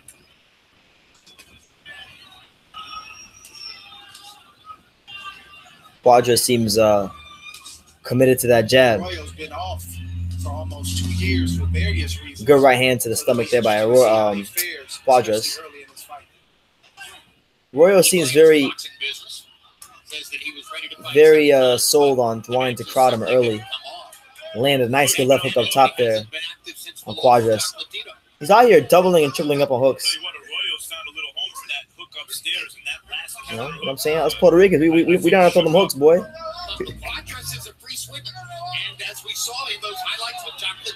Man, Arroyo's coming out swinging, boy. Arroyo ain't playing games. And he's mixing it up. He's going to the body. He's going to the head. Man. So far, Cuadras has been a sucker for that hook. That front foot of Cuadras seems a little bit heavy. This is Arroyo's first fight at 115 pounds. Maybe the new weight class can re-energize him to a certain degree. Coming up from 112. And Arroyo said he was in the gym, believe it or not, for the full 2 years, sparring and all. That's crazy. So he may not be as rusty as we think he is. Well, he says he's been good jab there by Arroyo. Arroyo looks strong at 115. Homo looks strong thus far. We'll see how it carries throughout the rounds, but thus far, so good. And this was a guy that many people view as a uncrowned champion, so we'll see. Difference between Cuadras and fighters on his level, more or less, so far. The reason he's usually come out on top is his self-image and his imagination. He sees himself as a star and is resourceful and will figure out ways to win. But that's not happening so far in this fight. Big right hand from Arroyo. Arroyo is doing some really good work. I think he's winning this round. You know, he's a little wild at times, but it's also equally as effective. Man, he's pivoting and he's throwing the left hook to the body. Has looked very good from McWilliams Arroyo. And now Cuadras is going to try to put a little punctuation. Cuadras is throwing some good combinations there. I don't know. That's a good round. I'll give it to Arroyo. I think Arroyo did the more effective work. But it is what it is. I gave it to Arroyo. He looks strong at the weight. I didn't know I forgot that he fought Roman at 112. I always forget that he fought at 112. This is actually Arroyo's first fight at 115. So, like I said, man, I think if I would have known that when I made my video about this fight a couple weeks ago, that even lends more credence to what I was saying, that if Cuadras loses this fight, he may very soon find himself being a gatekeeper. What's up, Carlos? Yeah, no, Arroyo, apparently, according to Andre Ward and HBO, they said that he's actually spent the full 2 years he was out of boxing, in the gym, sparring. So he stayed sharp, he stayed ready. Dang, nice overhand right. Yeah, he won that round. Jesus. He definitely got Cuadras' attention. Yeah, Cuadras look like Cuadras look like he's gonna respect that power. And McWilliams Arroyo coming off a nearly 2-year layoff. He's got a nice he's got a nice jab, really stiff jab, Arroyo. By the way, if you guys didn't know, Roman Gonzalez beat both these guys. So Arroyo's got a lot at stake in this fight. He's considered the B-side. He's considered the opponent. Oh, nice left hook by Arroyo. Jesus. Been a good contender, but not really championship caliber quite. And he has a real opportunity to take advantage of a fight. Arroyo's doing a good job of, Cuadras is throwing a lot of punches, but Arroyo's blocking and parrying a lot of them, and he's able to move forward and do what he wants to do. Throwing the jab, cutting the distance, pivoting, And but Cuadras is doing his good work here and there as well. Yes, absolutely. This seems to be his naturally strong weight, natural weight, where he's more strong, more accustomed to. Because this guy did not see the Roman Gonzalez fight. But Arroyo is showing good for himself right now, especially with that 2-year layoff. I don't think that's happening, Ruben, but hopefully. Arroyo's found a home for the right hand as well. He's really been able to nail Cuadras upstairs with both hands. And I like what I'm seeing from Arroyo because he looks. Yeah, Nietes already won. He won via 7th round stoppage, or something, 6th, 7th round stoppage. And throw when he wants to throw, the way he wants to throw. While Cuadras is winging shots. Yeah, once again, it's like Cuadras is a good fighter, but like the difference between him and I think the top guys in the division is the fact that his punches come a little wide and it's just wide. And he's very, I don't want to say very easy, but he's easier to block than other top level fighters. Man, I like what I'm seeing from Arroyo thus far through these almost 2 rounds. He's showing a good stiff jab. He's showing very good footwork, and most importantly, above all, it looks like his power is carried up, and he's hitting Cuadras with a lot of what we call toma punches in Puerto Rican culture. But he looks like he knows what Cuadras is going to do. He knows Cuadras is a two-fisted fighter. He stays calm on defense when Cuadras throws, and then he picks up where he left off to the body. Oh, Cuadras hurt Arroyo there. Jesus. Man. Cuadras, okay. Cuadras must have hurt me because he threw a real, I didn't even see the punch, but he hurt him. But Arroyo stays composed. He's getting back to boxing and jabbing, and on the inside, he's holding his ground. Cuadras is continuously looking for that overhand right.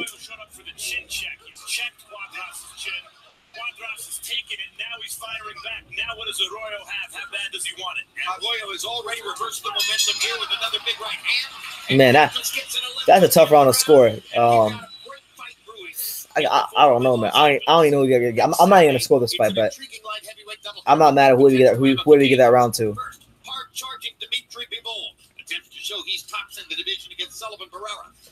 What do you guys think about Dimitri Bivol versus Barrera next week? I think that's gonna be a good fight. April 28 brings middleweight Daniel Jacobs back to his roots in Brooklyn, New York, to face Maciej Silecki of Poland. You know what's funny? I don't know much about Silecki. I gotta go do some homework on him. What do you guys think about him? Is he a good fighter, or what kind of style is he fight with? Is he a boxer, puncher? Is he a brawler? Sergey Kovalev in the building. Sergey Kovalev is at the fights, ringside. Shout out to Kovalev. Looking forward to seeing you next Saturday night against Igor Mikhalkin. You guys are going out after the fight anywhere, Andre? You and your best friend? Yeah, somewhere on social media, Kovalev said he may want to do a Ward Kovalev 3, so we'll see. Hey, you're retired. Yeah, I am, but never say never. I'm still a fighter at heart, Max. Round 2. Yes, I agree with you. I agree with you. Like Bivol to me is a hype job. Like I don't even like Arroyo, but I think Arroyo will beat the crap out of the guy. And now we start to see, Jim, if Arroyo can take the next step in his career, because Cuadras is the more physically talented guy. He can get away with mistakes. He can change a fight with his power. What's crazy is, as good as Cuadras looked that round, I still feel like you look at his face, you look at like his body language. I don't know, man. I feel like Arroyo is too strong for him. But I could be dead wrong. But Arroyo needs to make sure he doesn't continuously get hit. He's getting hit a little too much for my liking. Under the lights, that has the tendency to sap you of your energy very quickly, especially in a tough fight. See right there, Arroyo just threw 2 left hooks, but he telegraphed one of them, so he needs to watch out for that because he might telegraph a left hook, and then Quads might come with the overhand right, which was the punch that hurt him earlier. You have seen that Arroyo has a sharp, disciplined left hook, and he can sweep it to the outside around Carlos Cuadras' right glove, or he can snap it to the inside, pass the glove onto the chin, as he's done several times. He's an educated fighter.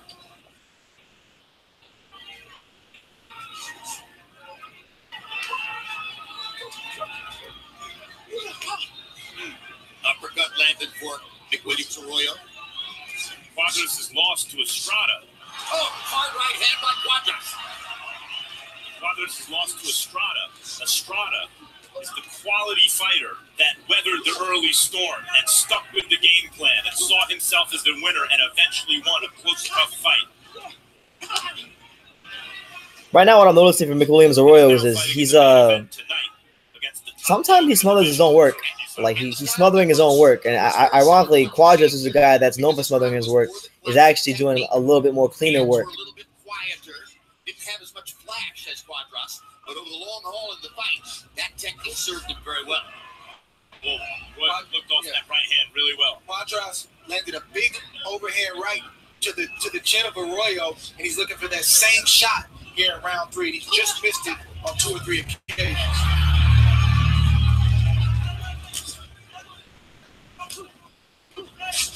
Good jab from Cuadras.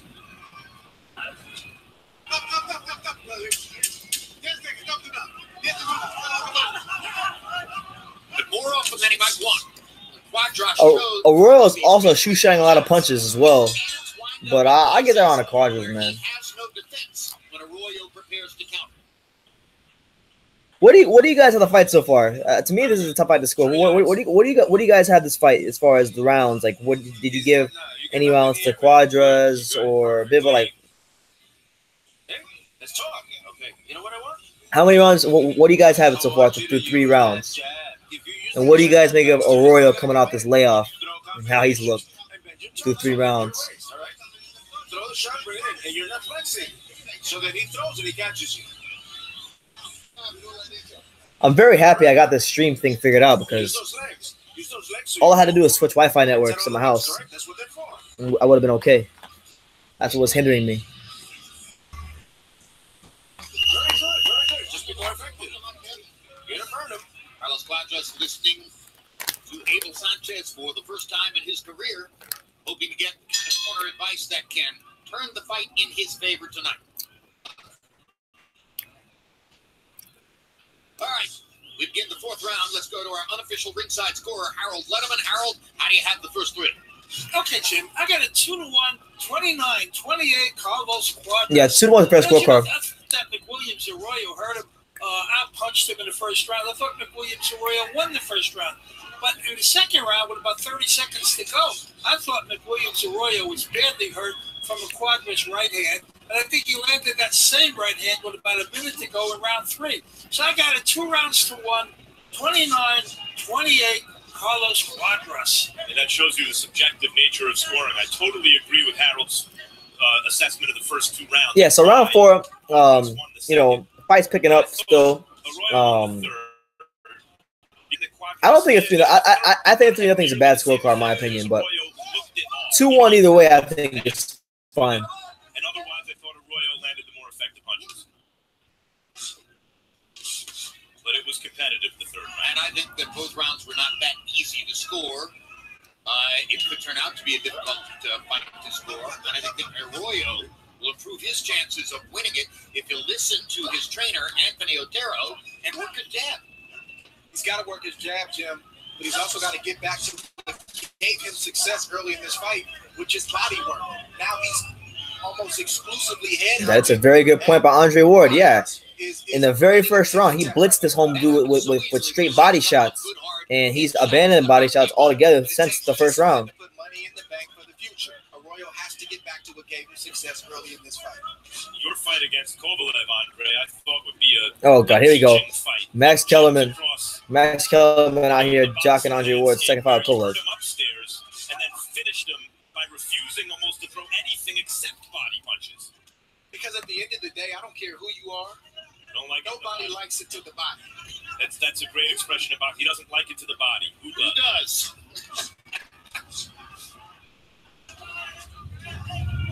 But it might not get you on the highlight reel. Well, the way I always express it to the layman, you know, to people who express that they don't know all that much about boxing, it's all. There you go. See Aurora right there. He sat down like he's doing that to the left hook on the inside. He needs to get back to doing more of that. Quadras, I think, is doing a good job of just like his punches look a little more sharper tonight. Yeah, he's not winging them as much.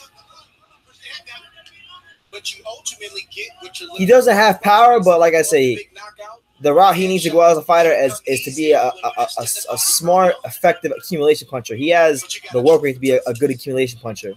But yeah, I agree with you. You don't have that power. Cuadras' fight against Estrada, unclear what the outcome will be, what the story of this fight really is. But there's some good action and some good drama so far.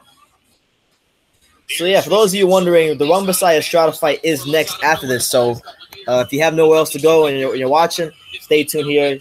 You'll be able to hear the audio as well as some of my own little commentary.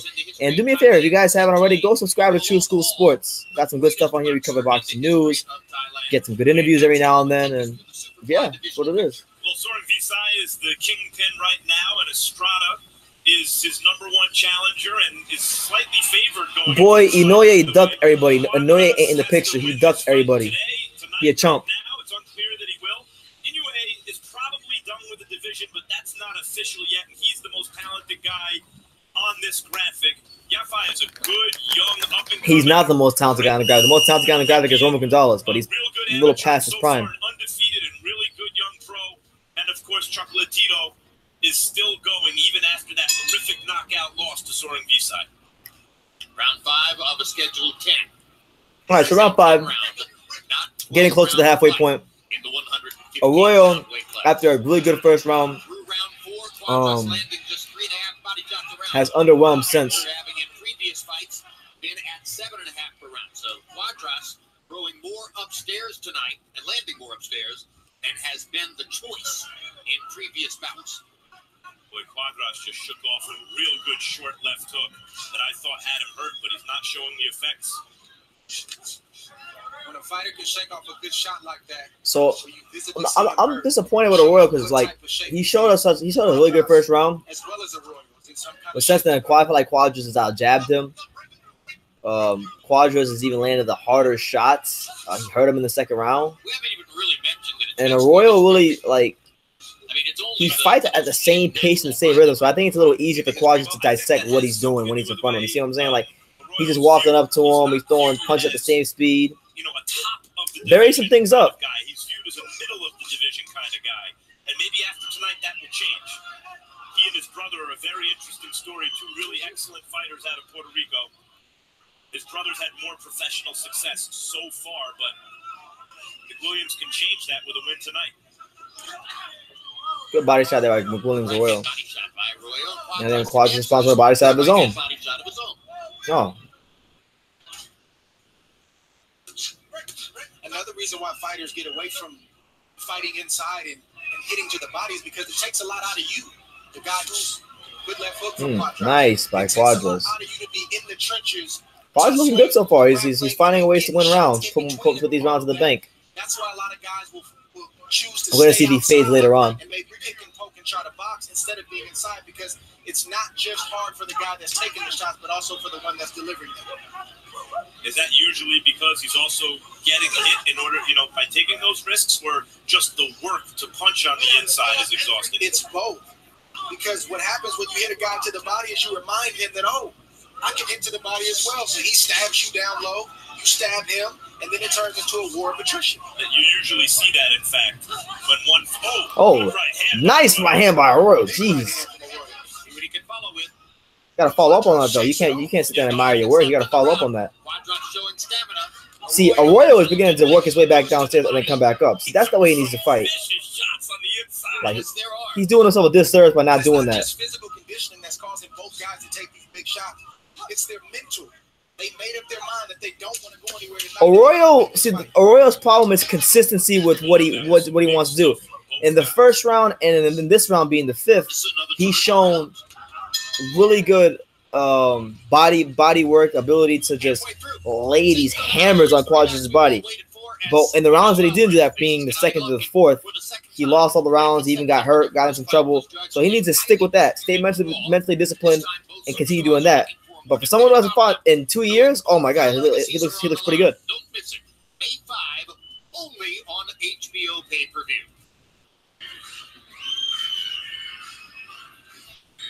You know where we're at? You know what we're doing? This is your night.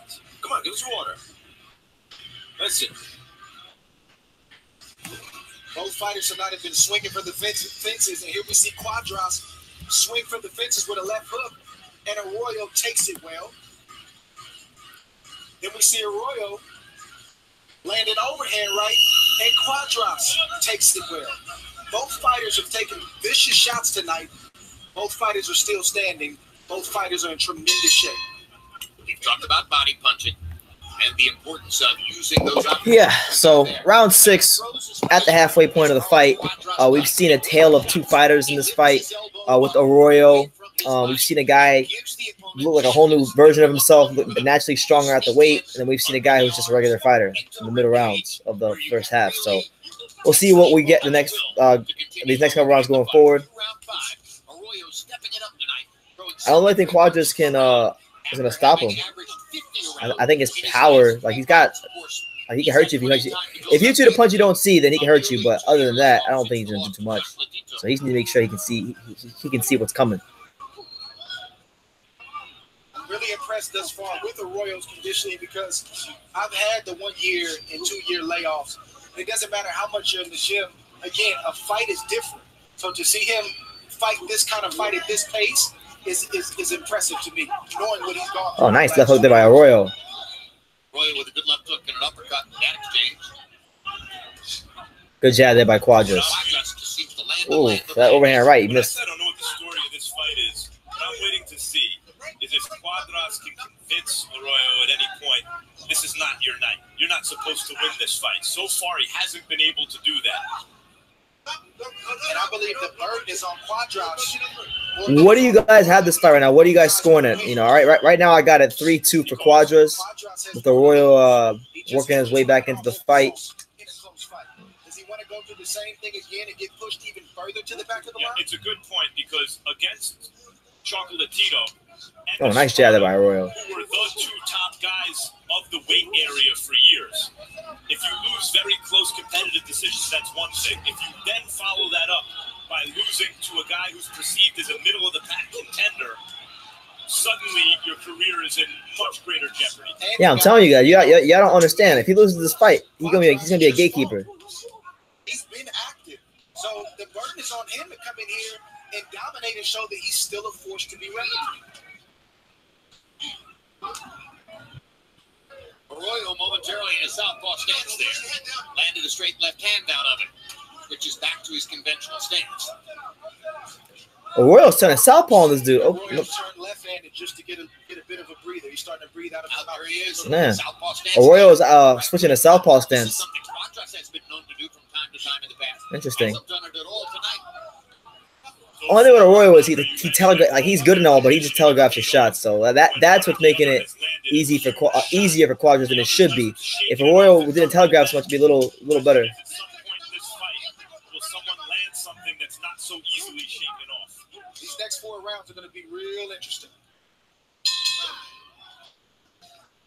Kovalev should run up on Juan. I get around Arroyo.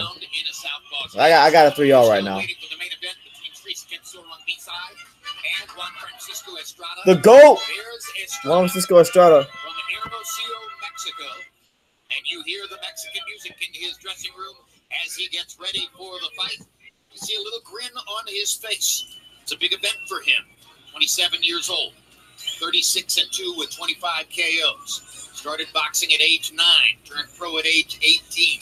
Has won 10 in a row since the loss to Chocolatito several years back. Fourth fight now. Yeah, but that's the thing with Arroyo. He's doing like he's looked good. He's looked really good in some of these rounds, but even in his looking good, sometimes like he just telegraphs the shots. So it's giving Cuadras a little bit more time to react to whatever's coming at him. But overall, good fight. Looking forward to seeing how this all plays out. Here in the second of our 3 fights. Good left hook by Arroyo. Harold, how do you have it through 6? Okay, Jim, I got it 4 rounds to 2, 58-56, Carlos Cuadras. You know, Jim, I think that he's landed the cleaner, harder shots. I really believe that he's out punching Arroyo. It's a good fight. You know, it's being fought mostly in the middle of the ring. We're standing there whacking each other. Not a lot of clinches at all. But I just think that Cuadras is getting, he's getting in some better right hands than Arroyo's landing. I think Carlos Cuadras is more aggressive and landing harder right hands.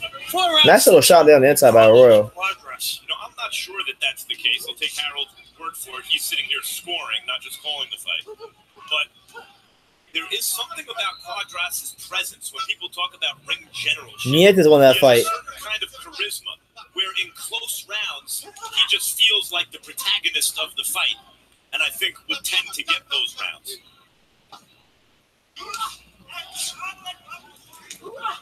I don't know that he's landing the better punches here.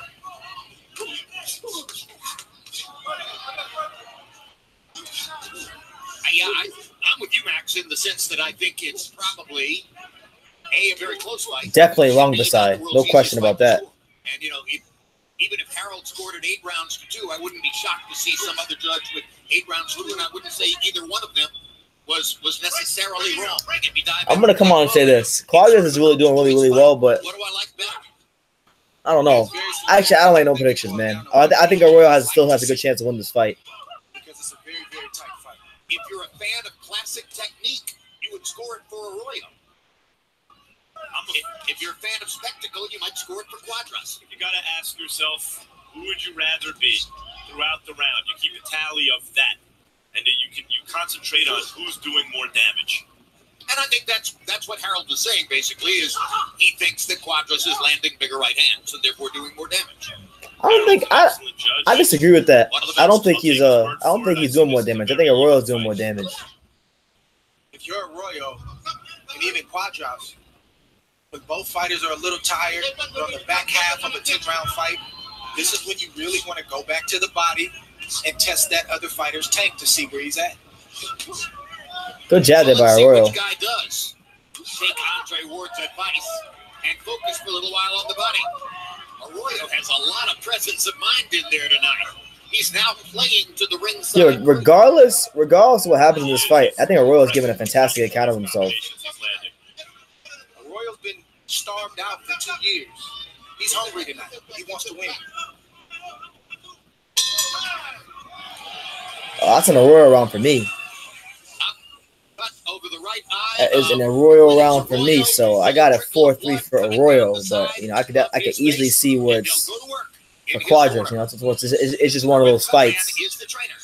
What do you guys have right now? You gotta take care of that guard. You gotta bring it up. I feel kind of weird doing these live streams with my boy Alex. Alex is always right next to me, so it's like I can ask him, he talk, we bounce out each other. I don't know. But hold on, guys. I'm gonna get up for a second.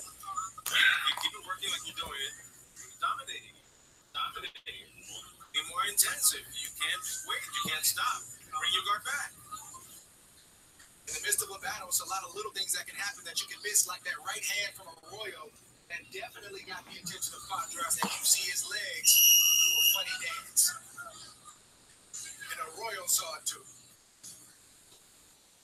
I asked McWilliams Arroyo how the after effects of Hurricane Maria may have affected his training in Puerto Rico coming into the fight. And he said, everyone in Puerto Rico is struggling, but my training camp was excellent and worked very well. The only difference All right, so round 8. I didn't drink as much water. We have Arroyo Cuadras in a really fun fight thus far. Arroyo giving a great encounter on side, stepping forward, landing some pretty good shots on Cuadras. Cuadras holding his ground, doing what he can do to stay in the fight. Hard shots upstairs. Looked like he could be on his way down, and somehow shook it off and countered it with a big left hand that let Arroyo know I still can take you out of there.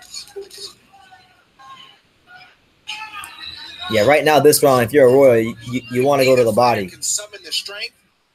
They could get some separation if they stay consistent with their two-fisted attacks. But I think they're equal in terms of their fatigue level. So that's why we see the back and forth and the ebbs and flows. They're equal in just about every way.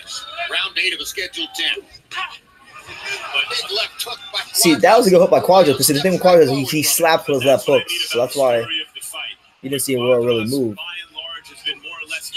Good jab there by Arroyo. Figured out usually ways to win. Arroyo has not yet done that. Can he do it tonight? I hope so. He knows that's a narrative about him and his career. That's why I think we're seeing the determination that we're seeing from him right now. Good jab there by Cuadras. Would not want to be a judge in this fight.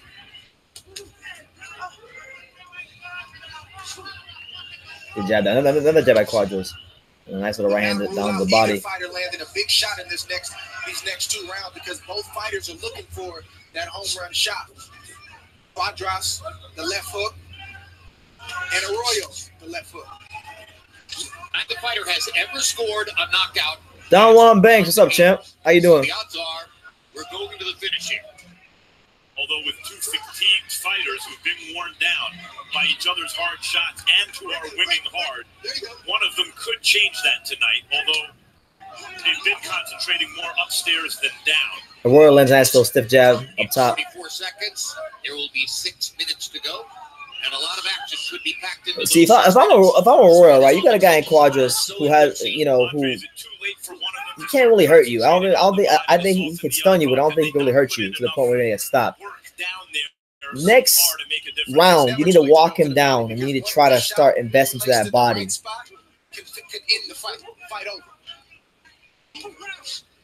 Southpaw stance again for McWilliams. Is he doing that, Andre, just to give Cuadras a slightly different look? I think he is. Initially, Yo, Don Juan, Don, I'm out here watching boxing right now, and I know you. From what I know, you from what T Street, I think, said in a video one time about you. You got degrees in drama and whatnot. I ain't got time for no drama. God bless. Some of the biggest stories in boxing, and by the way, Andre Ward made 2 brilliant appearances. But that was to me that was an Arroyo round right there. So I go 5-3, 5-3 Arroyo. But this is one of those fights, man, where you're gonna hear some different scorecards because it really just depends on. And I hate saying this, but it depends on like what do you look for when you score these fights. For me, it's always to be a cleaner, more effective puncher. And right now, I just think Arroyo's been the more cleaner, effective puncher, been landing the harder shots. And that left is also good, all right? Does the same purpose. I'm not negative, Don. I'm a realist. I'm a realist. All right.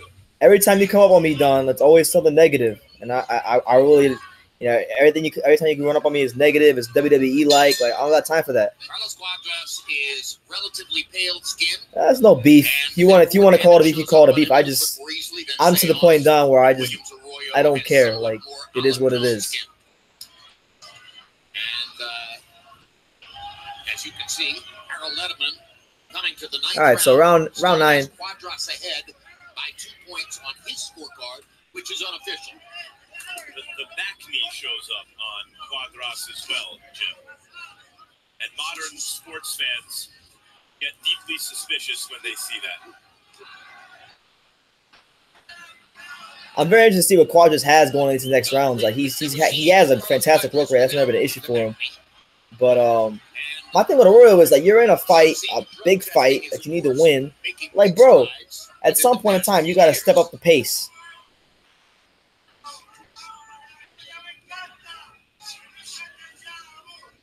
But Mata, which which is the most respected testing service in the sport, did not test for this fight, though they did test for the main event tonight between Sor and Rungvisai and Estrada. Or they will be testing. If a fighter tests clean with Vada, the assumption is the fighter is clean. That's right. Made that very clear on the fight game. Our belief in Vada, and Vada, of course, is I got Estrada on that fight. The WBC's clean boxing program.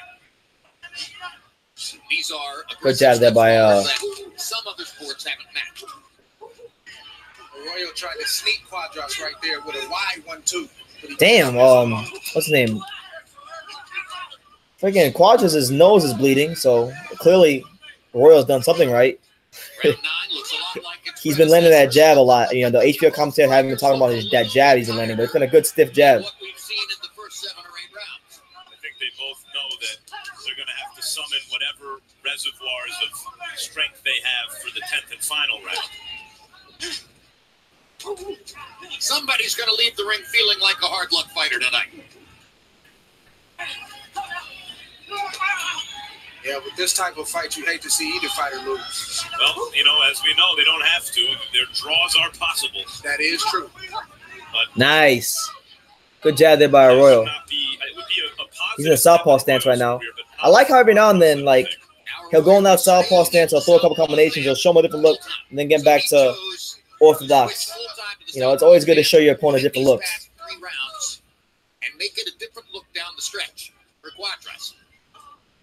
Cuadras, who had already landed a lot of significant right hands, has the option here of using the primary weapon against the southpaw stance. This is going to be a controversial decision. I can see it coming from all the way. It's gonna be, there's no way in hell.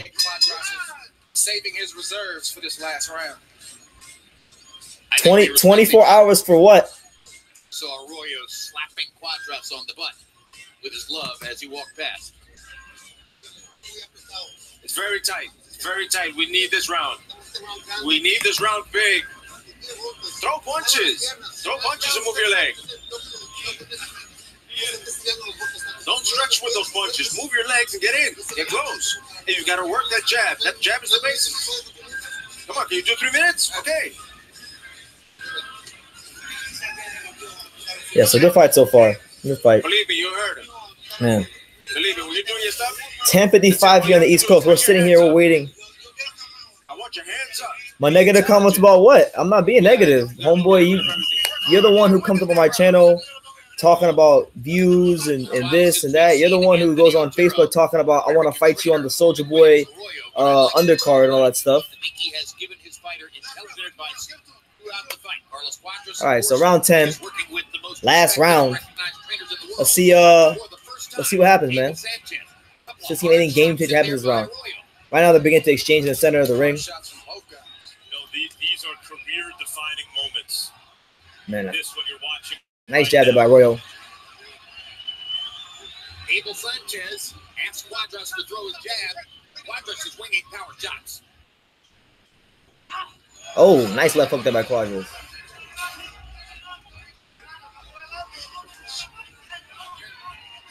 Here's the jab.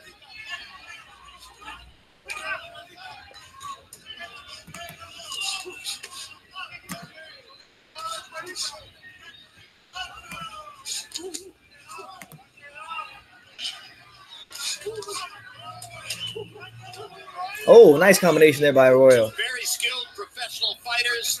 And if the crowd wasn't enthralled with the action that I'm looking forward to this decision. I genuinely am. Really am. The preceding fight, that's long forgotten now. They've gotten more than their money's worth from this fight with another potential great one coming up. They got their money's worth from Nietes fight too. That was the sweet science, and this is brutality. God bless you, Don. That's all I'm gonna say. God bless you, man. And by the way, the main you know what? Let's just do it like this. You've been here for too long. Yeah, make your vid, Don. So all your spam users can go watch it. Being under the tutelage of his new team, Abel Sanchez, is more disciplined. Offensively, he's still wide. He's still the same. That's probably the way he's going to be for the rest of his career. But he's not showboating as much, and he seems to be more disciplined mentally. Who wants it the most right now? Oh, come on, Carlos. I like the showboat. Last minute of the fight. Who wants it the most?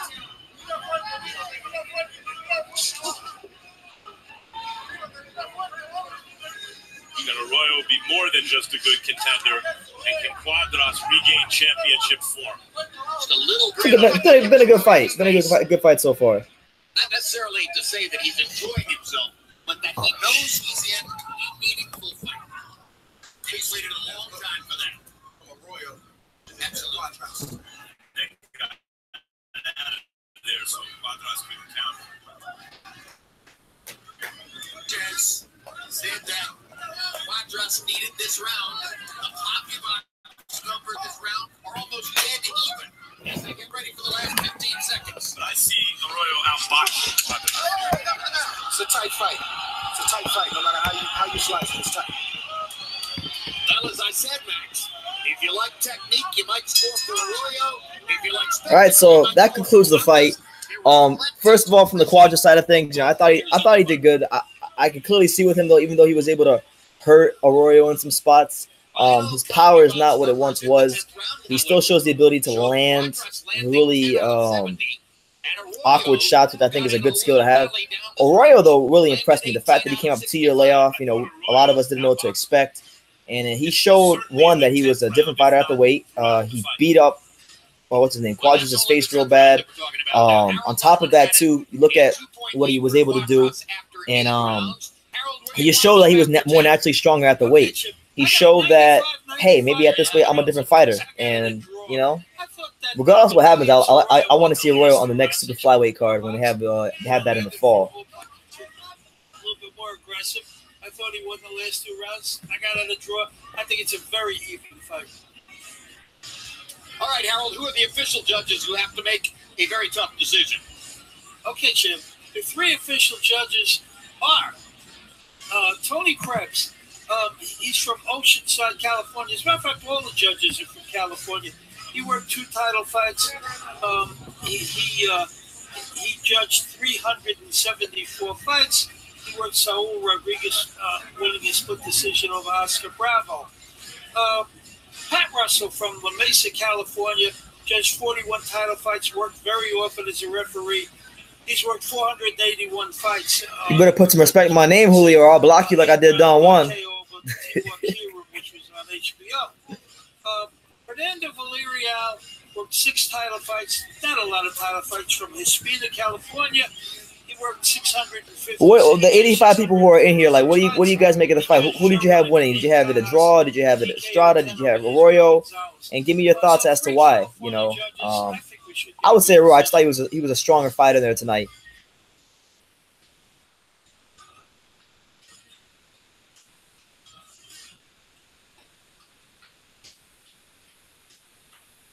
And now, as we wait for the very great Michael Buffer to perform. Yeah, I agree, Fight Scout. Arroyo for sure. You will remember, boxing fans, that last summer, after a brilliant fight and a very close competition between Carlos Cuadras and Juan Francisco Estrada. It probably will be a draw, though. I think that's what the verdict will be. It'll either be a draw or they'll give it to Cuadras because this is boxing, so you gotta expect the worst. Let's go to the great Michael Buffer. Thank you, Omar. No problem. No problem. Thank you for being here. I'm gonna shut up now. Rounds of boxing, we go to the scorecards. This is for the vacant WBC super flyweight title, the Diamond Belt. Fernando Villarreal scores about 95. He has it even. Draw, it's fair. Pat Russell, 98-92. Tony Krebs scores it 97-93. The winner by majority decision.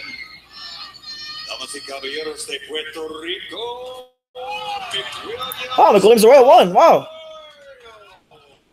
I ain't mad at that. I think the right guy got the decision in that one. Seeing that McWilliams Arroyo outboxed Cuadras in the closing round. I thought he won. Cheated in boxing, so cynical. The A side so often gets the close decision that when you hear wide scores in a fight that was close, you assume it went to the A side, the favorite. But the judges got it right. I agree, absolutely. Nah, you know, big shouts to the Williams Arroyo. Like, who would have thought this, man? Like, Williams Arroyo 2-year layoff.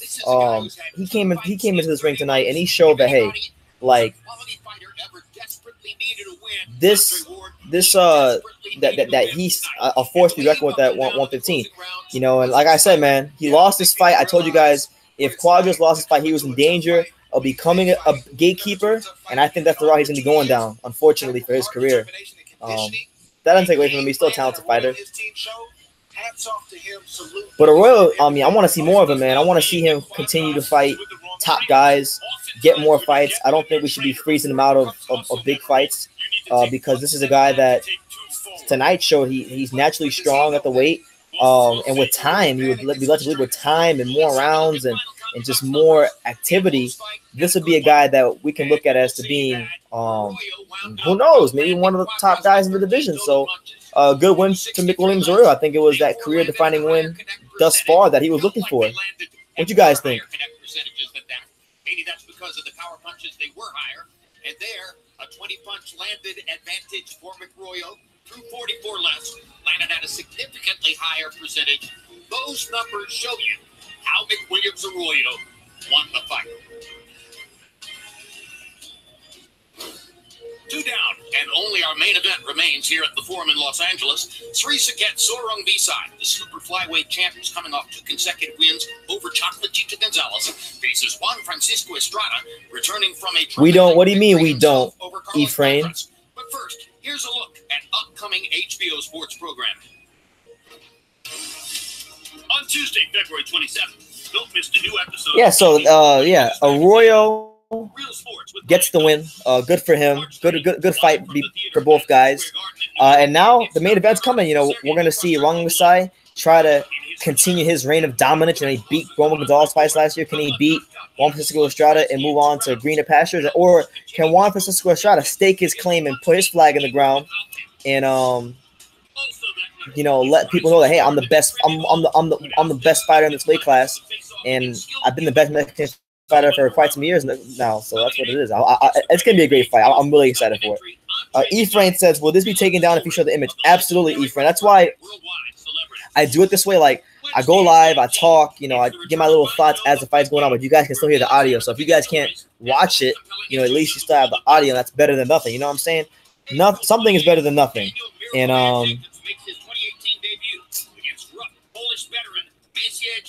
yeah, I'll get a copyright strike if that happens. So yeah, that's why I do it that way. 2 of the sport's brightest and biggest stars will face off once again. Last September, Canelo Alvarez and Gennady Golovkin traded punches over 12 fast-paced, action-packed rounds en route to a disputed draw. Now the pair will clash again to settle the score. Don't miss a moment of the action. For more information on the schedule and the fighters, go to hbo.com/boxing.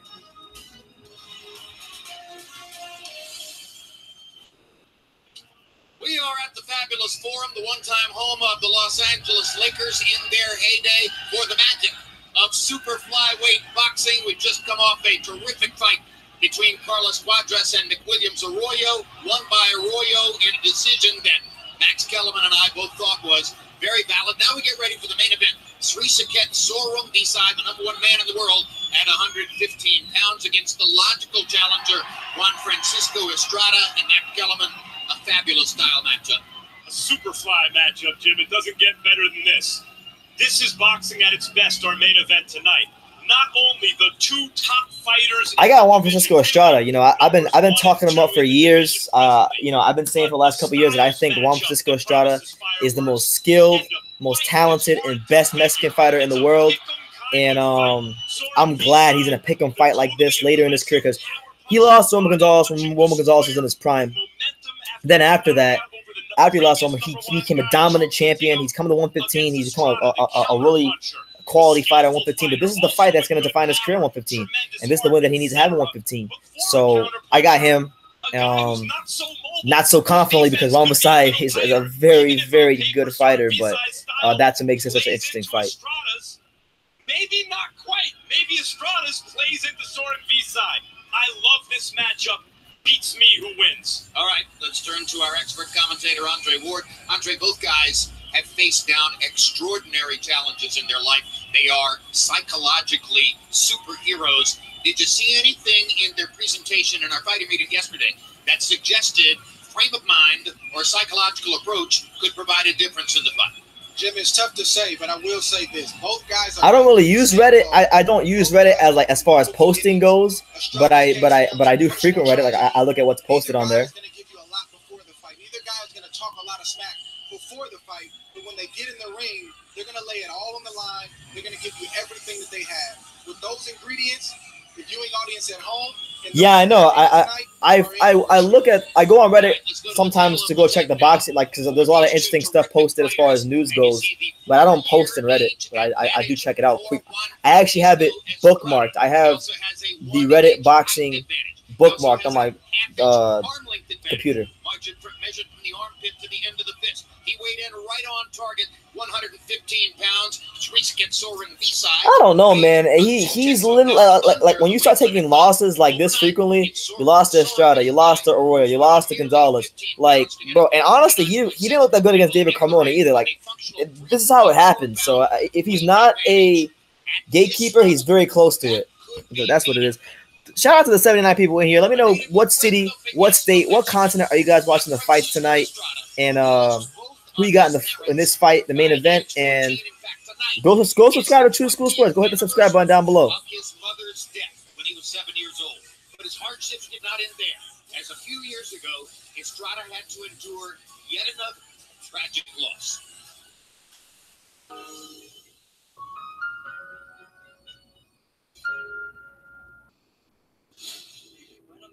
You know, my aunt was a motivating factor for us.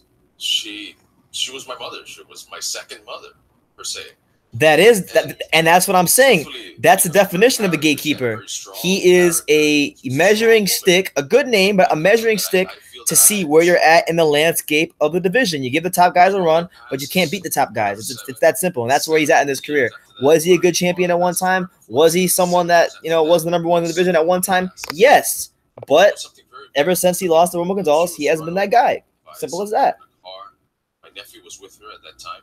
He was 3 or 4 years old. He was very young. Thankfully, my nephew survived from that impact, but my aunt died in the impact. You know, when I became world champion, absolutely, there was a promise that I had made. My boy Ephraim, he knows what I'm saying. Like, he understands me.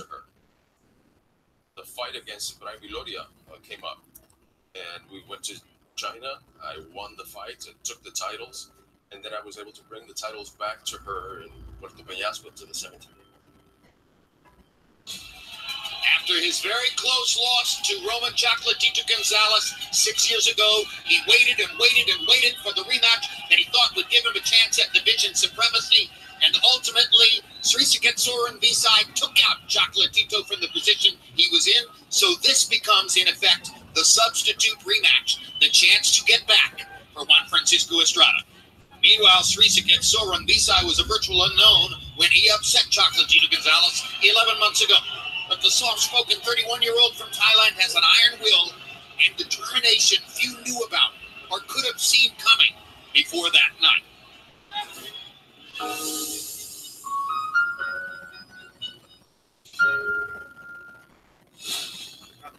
When I was 13 years old, fighting. All right, so for those of you who aren't watching the fight, Estrada has already made his way to the ring. Rungvisai is just literally moments away from making his way to the ring. So, I mean, there's really not much more to say, man. This fight's going to happen. It's a legacy fight for the flyweight division, super flyweight division, I should say, and one of the best fights in boxing. I mean, I'm excited, man. Like, I'm excited. Back then, I wasn't. I'm genuinely a fan of both these fighters. Like I know I like Estrada, and I dig him up a lot. But man, I'm a fan of Rungvisai. I'm a fan of Estrada. I'm a fan of Cuadras. I'm a fan of all these guys, because you want to know why? Because these guys go in there and they fight the best. They fight each other, and you gotta respect them.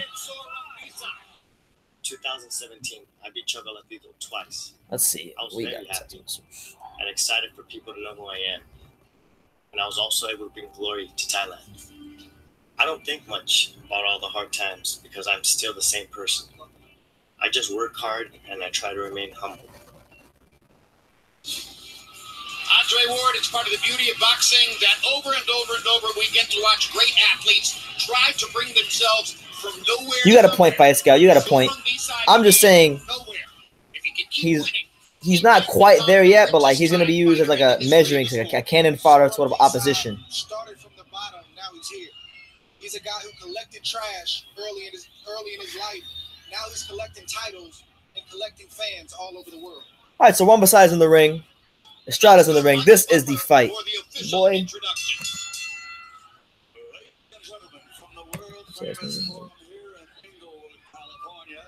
Serving the greater Los Angeles metropolitan area. 360 Promotions in association with Undercard Promotions and Sanford Promotions proudly presents the main event of the evening. 12 rounds of boxing for the WBC Super Flyweight Championship of the World. Sponsored by Tecate, the official beer of boxing. Yeah, so as you guys can hear, Michael Buffer is in the process of announcing cannon fodder opposition. That's what I call him. But man, this fight's about to happen. I'm so excited. This contest is sanctioned by the California State Athletic Commission Chairman John Caravelli, Executive Officer Andy Foster, and the World Boxing Council President Mauricio Sullivan, and Supervisor Bob Yellen. The three judges at ringside, Kathy Leonard, Dave Moretti, and Steve Morrow. And when the bell rings, your referee in charge of the action at the bell, World Championship veteran Jack Reese. And now, the officials are ready, the fighters are in the ring, and they are ready. Damas y caballeros, estamos listos. Are you ready? For the thousands in attendance and the millions watching around the world. Ladies and gentlemen, let's get ready to rumble! Another million in the bank, Michael Buffer. Another million. Introducing first, fighting out of the blue corner, wearing black with gold. Gallo! 115 rounds. His professional record, an outstanding one. 36 victories with 25 wins by knockout. Only 2 defeats. Leave your predictions down below, guys. Last minute predictions. Leave them down below in the comments.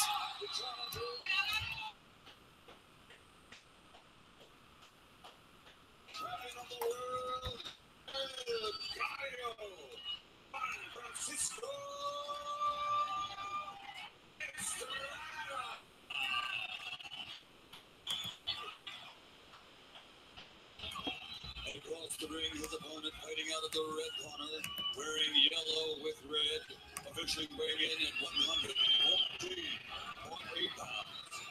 Outstanding record, consisting of 43 victories, 39. Now, this division is what boxing is all about. The best fighting the best. And Bangkok, Thailand, the reigning, defending WBC Super Flyweight Champion of the World, Srisaket Juan, a.k.a. Srisaket Sor.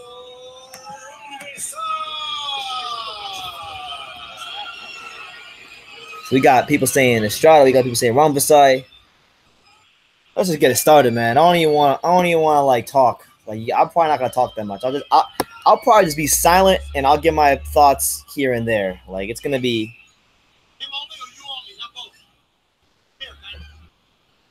All right, I get it, guys. Cuadras is not a gatekeeper, but he's getting close to it. He's becoming a cannon fodder opposition.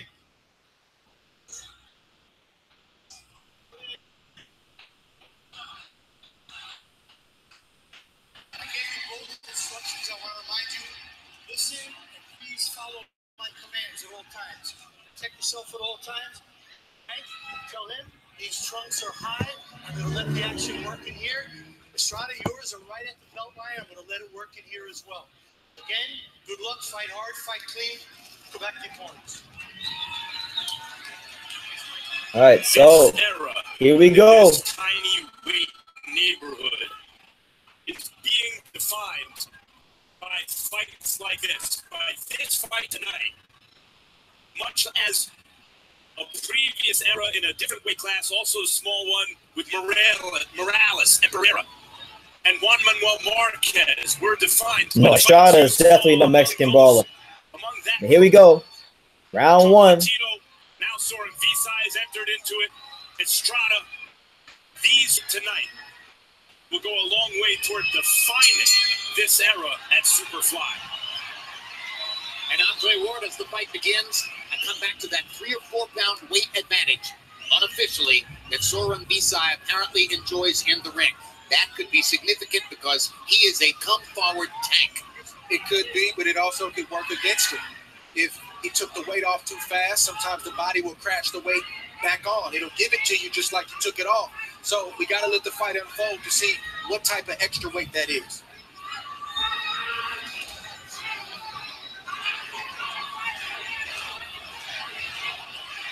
So visibly, Sor Rungvisai is clearly the bigger fighter. Stronger upper body, for sure.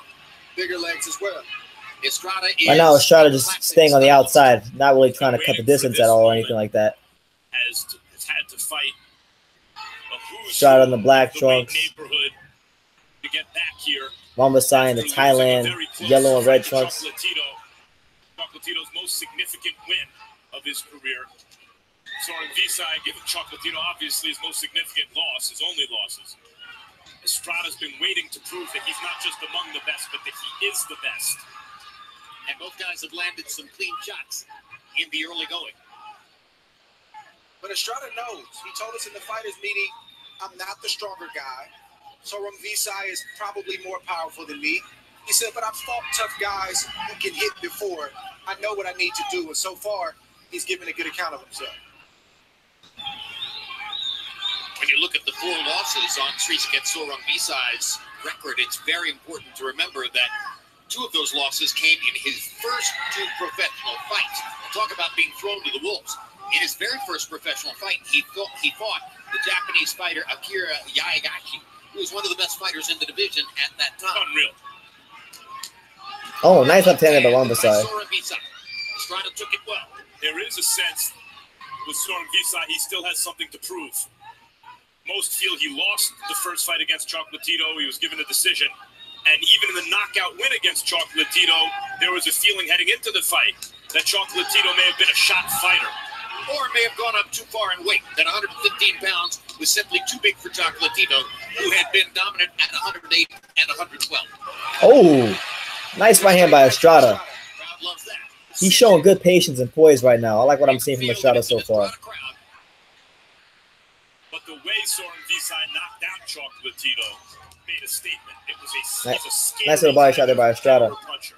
But even when you're on top, Max, you know it's always something to prove. In this sport, you're only as good as your last fight anyway. Estrada's showing good patience from the outside right now. Good, quick left-hand counter punch there by Estrada as Sor Rungvisai was rushing after hearing the 10-second clap.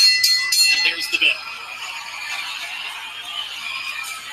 All right, so good first round there by Estrada. Very good. Very good. You know, I think he's showing good discipline already. You see him staying strictly on the outside. You don't even see him try to cut any sort of distance because he's not trying to play into Rungvisai's hands at all. And he was patient. He landed some good, sharp right hands. And overall, that's a good round that I give him. Straight and then the hook. Straight and the hook.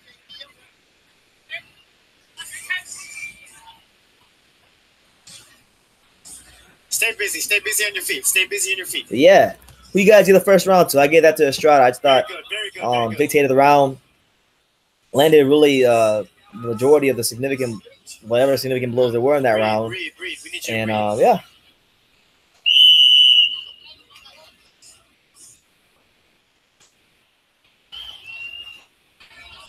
Andre, I'm always delighted to see Jack Reese in the ring. To me, he's a very smart, no-nonsense referee. Do you feel the same way?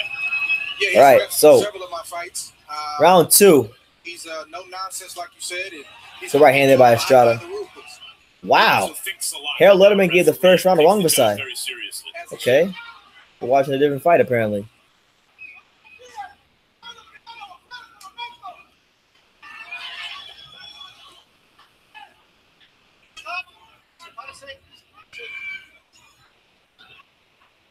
One thing I took away from the fighter meeting with Estrada is he gave Sor Rungvisai his credit. Sometimes fighters, as a defense mechanism, They'll try to shield themselves from the strengths of their opponent to make themselves feel better. Estrada's a veteran. He knows I have to acknowledge what Sor Rungvisai does well so I can prepare physically but also psychologically. So right now he looks like he knows Sor Rungvisai is a more powerful guy. He knows about the big left hand, but he's doing what he has to do to negate the power of Sor Rungvisai at the moment. Yes, it seems to me Estrada has been outboxing Sor Rungvisai so far. He's smart. He's standing on the outside, and Rungvisai, you know, he's got cement feet, and you don't want to stand in front of him. And Estrada knows that, and he's playing to that strength. Question is, if and when he starts cooking, how does Estrada react to those power shots? Our interpreter, Jerry Olaya, has just let us know that between rounds 1 and 2, and this is interesting, Andre, in terms of the notion of downplaying what the other guy can do, and you were giving Estrada credit for saying, you know, that he understands who Sor Rungvisai is. Between rounds 1 and 2, oh, nice right hand by Estrada. Estrada said to the people in his corner, this guy definitely has big-time power. Yeah, but if we didn't hear that, we wouldn't be able to tell from Estrada's body language that he felt that. That's right. That's what being a veteran fighter is all about, and a championship fighter. You don't show your weaknesses. You don't That's show funny. the way you actually. So Estrada apparently told his corner that this guy Rungvisai has some big time power. He's landed some. He's getting like there's been a couple instances where he's getting on the inside and he's just throwing these short little left hands on the inside, right hand on the inside, up top, you know, and they're touching Estrada and they don't look like they're doing much, but clearly, according to what he said in the corner, they're doing something to Estrada. Andre Ward is the other commentator, yeah. Heighten his senses the way they're supposed to. Oh, oh. The slip. The slip.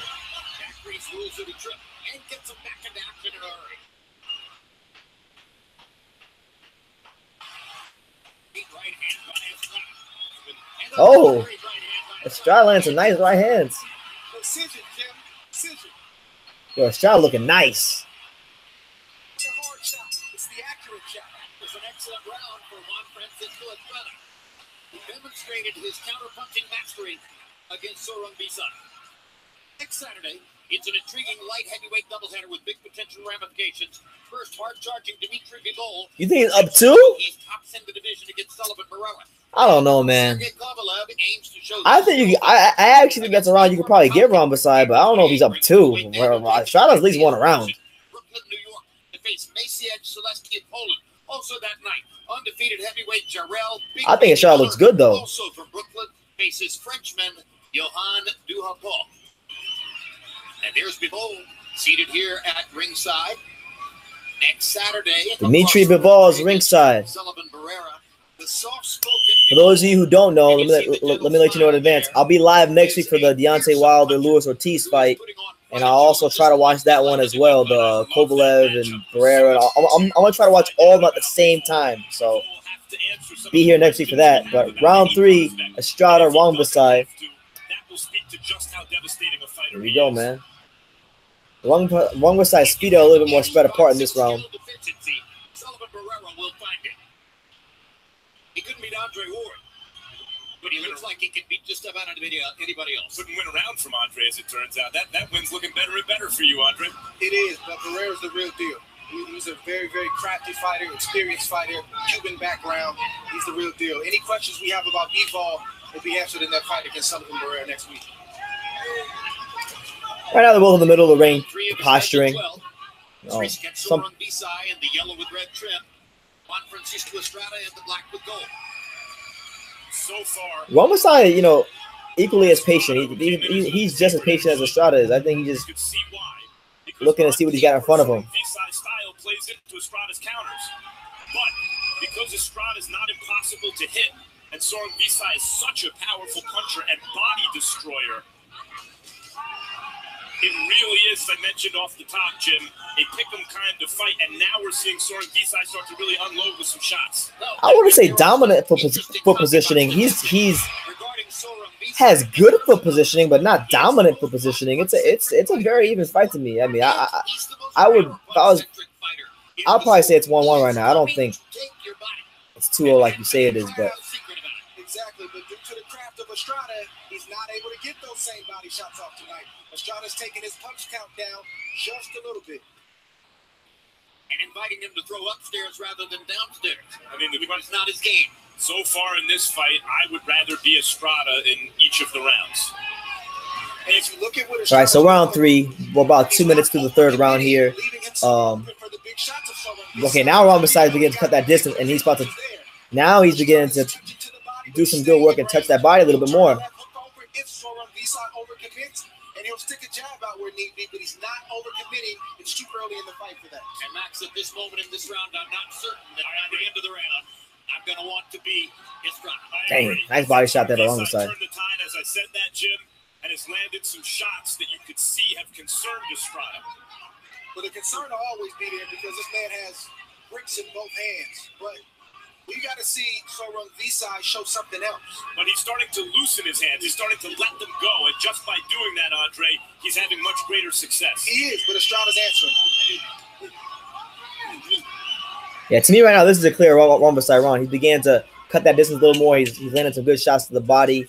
And like my boy, the Fight Scout said, foot positioning. So I think he's doing a really good job of it this round. It is a fight. No one's getting off easy tonight. There is Estrada's wife, Gallardo. What do you guys have so far? Because I've heard different things. My man, the Fight Scout saying Rungvisai's foot positioning and all this stuff. I think it's a rather, I think it's a more of an even fight than he sees it. But what do you guys have the score right now? Just one thing, okay? When he's slipping the punch here, it's a straight shot, right? And then you bring it up. Or straight with the right and bring him up, okay? Here we see Estrada take a half step back, turns over a short right, and a left uppercut to the chin of Rungvisai, similar to the great Juan Manuel Marquez, who is Estrada's favorite fighter and idol. It's interesting that Ward says that because I've often said that Estrada is much like a Juan Manuel Marquez. I agree with that. Has a very same style like him. So I got a 2 rounds to 1 for Rungvisai. Okay, Jim. I got a 2 rounds to 1. 29-28. Srisaket Sor Rungvisai. Joe, I just think that Sor Rungvisai is the harder hitter, and I think he's doing more damage. But in round 2, certainly Juan Francisco Estrada won that round. He boxed really well, and Sor Rungvisai didn't get him as often. But Sor Rungvisai had a good round in the first, and I thought he had a decent round in the third. But this is a very, very close fight. 2 rounds to 1, Srisaket Sor Rungvisai. All right, so Hell Letterman and myself have the same scorecard at the moment. We've given Rungvisai different rounds, but This is the same as in the last fight. You've got a very close fight. Intelligent judges with great backgrounds could easily. Here we go. Rungvisai's got Estrada in close quarters, and that's not where Estrada wants to be. He calmly comes in and just throws those bombs and acts as though the counters don't bother him. Is the classic power punching pressure fighter. Estrada's calmness and experience will serve him well in this fight, I think. You could knock Rocky Marciano's nose off his face, and he would act as though it didn't bother him at all. Marciano's who I have in mind when I say that.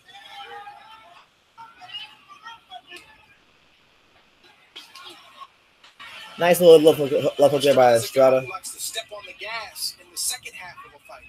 Likes to establish himself in the first half, and then he starts to pick it up down the stretch. So we mentioned that CompuBox statistical definition by which Sor Rungvisai was the most body punch-centric fighter in the sport, and that is changing before your very eyes. And you've already pointed out, Andre, that Estrada is doing things to make sure that he can't land as many body punches as he has in previous fights, and it's working.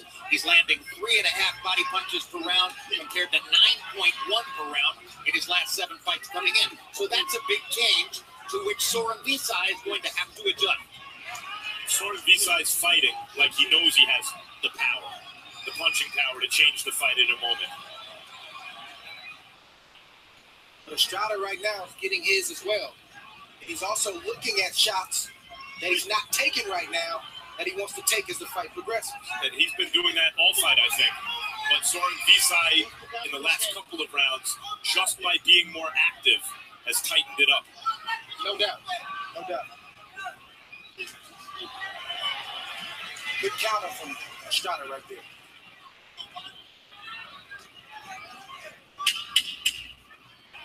10 seconds to go. Oh, big right hand there by Rungvisai. Oh no, he needs it. Estrada needs to get out of there, boy. Shit.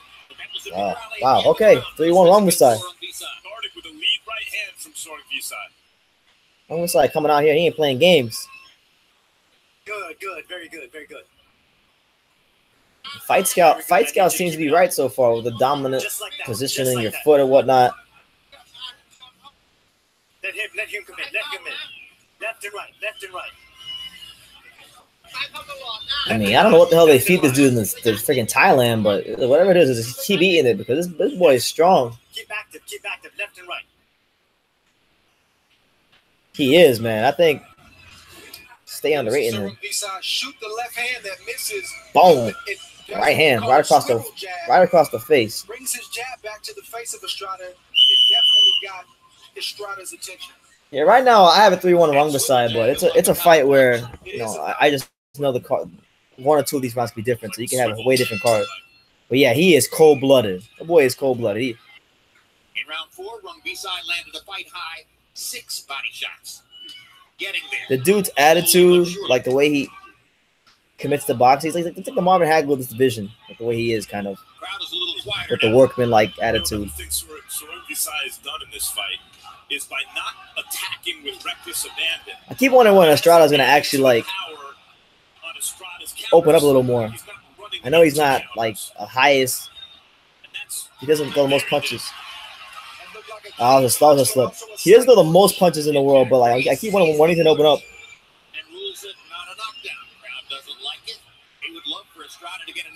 Uh-oh. So Rungvisai reacts as though he's getting up from a knockdown. But you see why running into the shot is twice as devastating. It's like a home run hitter facing a fastball pitcher. The harder it comes in, the faster it goes out. And so Rungvisai, when he attacks with more reckless abandon, gives Estrada greater power punching, counter punching opportunities. And you can tell that that's Estrada's game plan. Like he wants Rungvisai to overcommit and run into one of his shots so he can do damage. I'm really impressed with the patience of Rungvisai. Like he's been thus far, like he's been able to dictate a lot of this fight. Get Estrada in close quarters more than I suspected he would, and overall, just been real crafty with the way he's going about attacking this guy. To the naked eye, it may not seem like it. It may seem like he's a straightforward, all-power guy, but he is thinking, and he knows Estrada's a crafty fighter. He's discovered that if he feints to the body or throws the right hand to the body, he might get a free shot upstairs with the left hand. Nice right hander by Estrada. He takes that little half step back. The counter puncher is a little afraid to counter because if he extends himself, not only does he waste the energy of the shot, but he leaves himself open to Rungvisai's attack. Look at the size of Rungvisai's calves. I mean, yeah, Rungvisai got those Manny Pacquiao calves. Yeah, I'd pay big money to have those calves. Good straight left hand to the body by Rungvisai. Nice straight left hand. Hard left hand shot upstairs. And Rungvisai is doing really well. Oh God. Essentially, he's landing that because he's basically aiming it at the chest center mass, and he can adjust last second where he wants to take it, upstairs or down, based on the defense. And even if you're taking a puncher's another slip or a push from Estrada. I don't know why that is, man. They do. Punches well. The problem is they're still draining you, whether they're to the head or to the body. You're gonna feel them in the latter part of the fight. Nice right hand counter there by Estrada. But that's another Rungvisai round to me right there. So Rungvisai 4-1 on my card. Turns around, lifts his gloves and plays to the crowd in his corner. Rungvisai's enjoying this fight too. Yeah, you're playing to the crowd and saying what's up to everybody. Good. Cinco de Mayo, it's the rematch we've all been waiting for. He really is, man. And unfortunately for him, he's at that point in the fight where he's gonna have to start opening up soon. Was judged a highly disputed draw. This time, both superstars are looking for a more definitive outcome knowing both their legacies are on the line. Don't miss it. May 5, only on HBO pay-per-view. Yeah, I like Rungvisai too. We've had 2 or 3 of these in this fight. Here we see us try to land a left hook or block from Sor Rungvisai, but you clearly see both fighters' legs tangled up. Great call. 5-0. Nah, boy, you serious? You crazy? Estrada's won at least 1 round. Come on now. All right, so round 6, midway point of this fantastic matchup. We expect Estrada to begin to open up a little more now. It almost seems unfair. Estrada has to work harder to get the same effect. He can counter once or twice, hit Sor Rungvisai just right, and Sor Rungvisai lands 1 shot and seems to negate the work. And you begin to get the impression that Estrada needs to find another tactical answer, another way to keep Sor Rungvisai off balance. In the last round, it was becoming a walk-forward sledgehammer affair for Sor Rungvisai.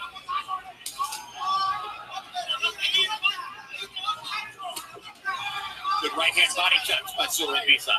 Very calmly thrown to the body.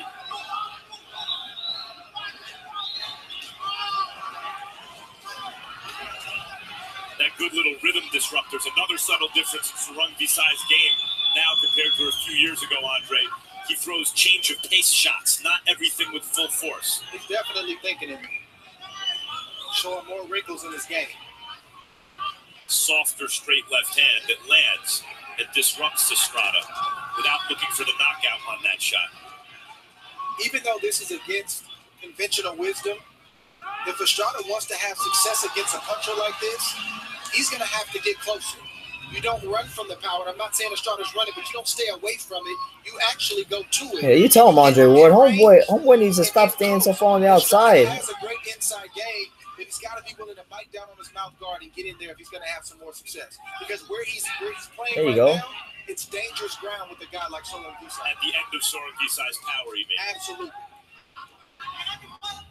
Ever since the move to weigh-ins the day before the fight, more than 30 years ago, weights in boxing have now become so deceptive. We call this super fly. They weighed in under oh my God. Pounds, but tonight, almost I would nice left hand there. Sor Rungvisai is a hard-punching junior lightweight, and Estrada is nice defense there by Rungvisai. Super duper fly. Making this look easy out here.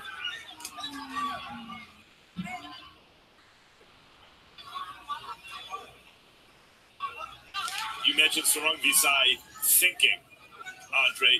He is thinking step for step with a thinking man's fighter, which for a power puncher is very encouraging. It's impressive.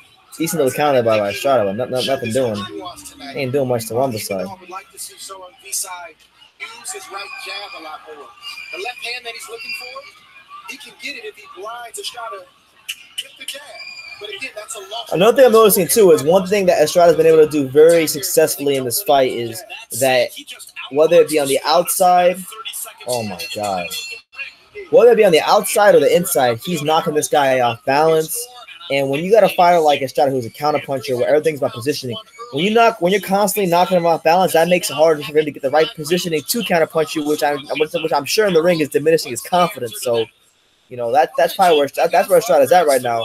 And right now in this corner, just like you said, he looks like he's really well, confused. Saying over and over and over that he's the best body puncher in the world. Well, he's certainly showing that tonight with that left hand. I mean, Juan Francisco Estrada keeps walking in and keeps getting whacked in the body by Srisaket Sor Rungvisai's left hand. I think Srisaket Sor Rungvisai is the strongest. It's a good fight so far. I'm not really talking much. I'm just trying to take everything in with this fight. Go ahead, but while you guys watching the fight, go subscribe. Go subscribe down below. Hit that subscribe button. Yeah, he might. Estrada, who was the more looked at to be the more crafty fighter, the more talented fighter, might get outpointed by the puncher, which is letting us know that Rungvisai is not just a puncher. We're learning more about him. He's not a front runner. He's a thoroughbred. Still think he might have to find a tactical answer, a little something different to change what he's doing. Very difficult if you allow Sor and Rungvisai to get into a rhythm and a pattern. Yeah, but you know that pattern is a very impressive so far. He's baiting Estrada into leading at times and actually being the counterpuncher. Good left hook from Estrada. Even the timing just there on that soft 1-2. Sor and Rungvisai took the half step back. Estrada led, and then once he was slightly off balance, Sor and Rungvisai threw a quick 1-2. Decent little right hand to the body by Estrada. Oh, there you go. Estrada with a nice 1-2 on going backwards. There you go. Nice jab there by Estrada. Come on, Gallo. Get yourself in the fight.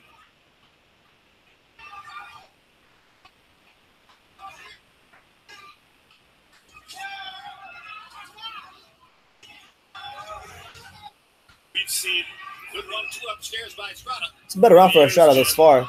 About 90 seconds through. dangerous in a good way evolution when the young, crude, power-punching brawler learns the finer points of boxing. He becomes extremely dangerous. We saw it with Marco Antonio Barrera, and Sor and Rungvisai is showing a version of that. How when you refine the technique of a guy with this much power, it becomes a very difficult proposition. Nice little right hand there by Estrada. You see Sor and Rungvisai thinking, like we've been saying, you see him look low, shoot the overhead left high. That's a thinking man's game. He's not just trying to kick the door down. He's checking the back door. He's checking the windows. He's checking the side door. He's trying to find different ways to get in. Main thing is Rungvisai is very underrated side-to-side movement. Side-to-side movement's pretty good this fight. But I still say if Sor and Rungvisai picks up the jabs, and I don't want to say pick up because I don't think he's used it at all tonight, but if he starts to use the jab, those big shots, namely the left hand that he's looking for, he'll get that. But he's got to start with the jab. Meantime, what does Estrada have to do, Andre? He hasn't committed any great sins that Oh. I can see, and yet he seems to be losing. I think the sin that Estrada's committing. Well, he has to win the battle of positioning. He's losing that battle. He's been losing it all night. So that's why he is where he is. He's been well several times. And then now it's like this is a round where I think Rungvisai is probably gonna see still he's probably I don't know. Challenge the So the next power 5 seconds of play out. Rungvisai in a smart way. Sure. See, that's a round that you could give the Rungvisai with that he could possibly steal, but I'm gonna give it to Estrada. I'm gonna give it to Estrada. You're waiting too long. You're waiting too long. I thought you were up. Yeah, he doesn't have to fight. He doesn't have to fight going backwards. So that's the point. He doesn't have to fight going backwards. Why would he need to fight backwards? You gotta throw over the top with power. And lively, be sharp. You're waiting for one shot of his? What? You're waiting too long. You're waiting too long, Juan. Roma Gonzalez did it. You okay? It almost worked in the first fight. Here we see the tail of the fight. We see Estrada land a hammer, but we see Sor and Rungvisai land a sledgehammer. Damn. That's the difference. What's in this crazy fight. about that? Estrada landed the technically much better punch. I would say it was maybe like Effective punch. 2 or 3 swing rounds. Was more of a slapping kind of shot, and yet it I'm gonna say 2 swing rounds. authority, simply heavier-handed. He has thudding power. He has unusual thudding power. How else could you reverse your career the way he did? Left Muay Thai behind, moved from Thailand to Japan, got thrown to the wolves, was knocked out in his first 2 fights, and more or less came up under the radar. How many people would have paid attention when he had 3 losses and a draw in his first 5 fights? But from there on, it was a steamroller. Lost to Carlos Cuadras in a fight that was stopped because of a cut that was created by a butt on Cuadras, and then came in, got a highly controversial decision over Chocolatito, and then annihilated. There you go. Estrada lands a nice little hook. Estrada boxing more sharply this round, period. Estrada gonna pick it up a little more. Nothing. Nice little jab there, and then a right hand. Okay, Estrada. There you go, Estrada. Come on. Get yourself in the fight. Cut that distance a little more. Dude, Rungvisai is a bully. I'm sorry. He's a beast. I can't hate on Rungvisai. Like, this dude knocked out my favorite fighter, and dude is such a beast. He don't give a damn. Yeah. people don't realize that if you get pushed down, if you slip, it takes so much energy just to get yourself back up. So even though it wasn't a punch, that's a point for Sor Rungvisai in terms of just exactly what he was. Yeah. The nuances of the fight. Even if Estrada was changing the fight and made a tactical adjustment that was putting him on the defensive, he said, "Hey, go down." Let me put you on pause for just a second. Nevertheless, it's a very good. Cuadras didn't beat him. That's the point. Cuadras didn't beat him. Still is getting close. Like, oh, yo, Estrada's beginning to work in the fight. I think he's beginning to find the range a little bit with Rungvisai. And because he's opening up, because he's punch going forward and backwards, it's helping him out here in this round. Good jab there, Barak.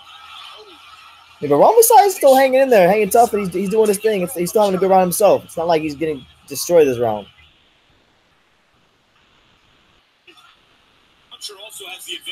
But see, the difference in this round is that Estrada is using his jab more. He's using his jab more, and he seems just more convicted and committed to what he's doing.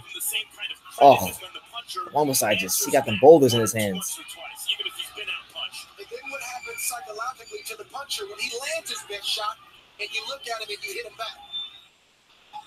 That's what Estrada's finding out this round. Man, Estrada's beginning to become more in charge this round. Counter right and left hook. Real good round from Estrada, competitive, but a good one for him, and he needed it. All right, so I get to me that was his best round of the fight, a clear Estrada round. I got it 5 rounds to 3 in favor of Rungvisai. I think Rungvisai is winning, but I got a 5 rounds to 3. What's your guys' scorecard right now?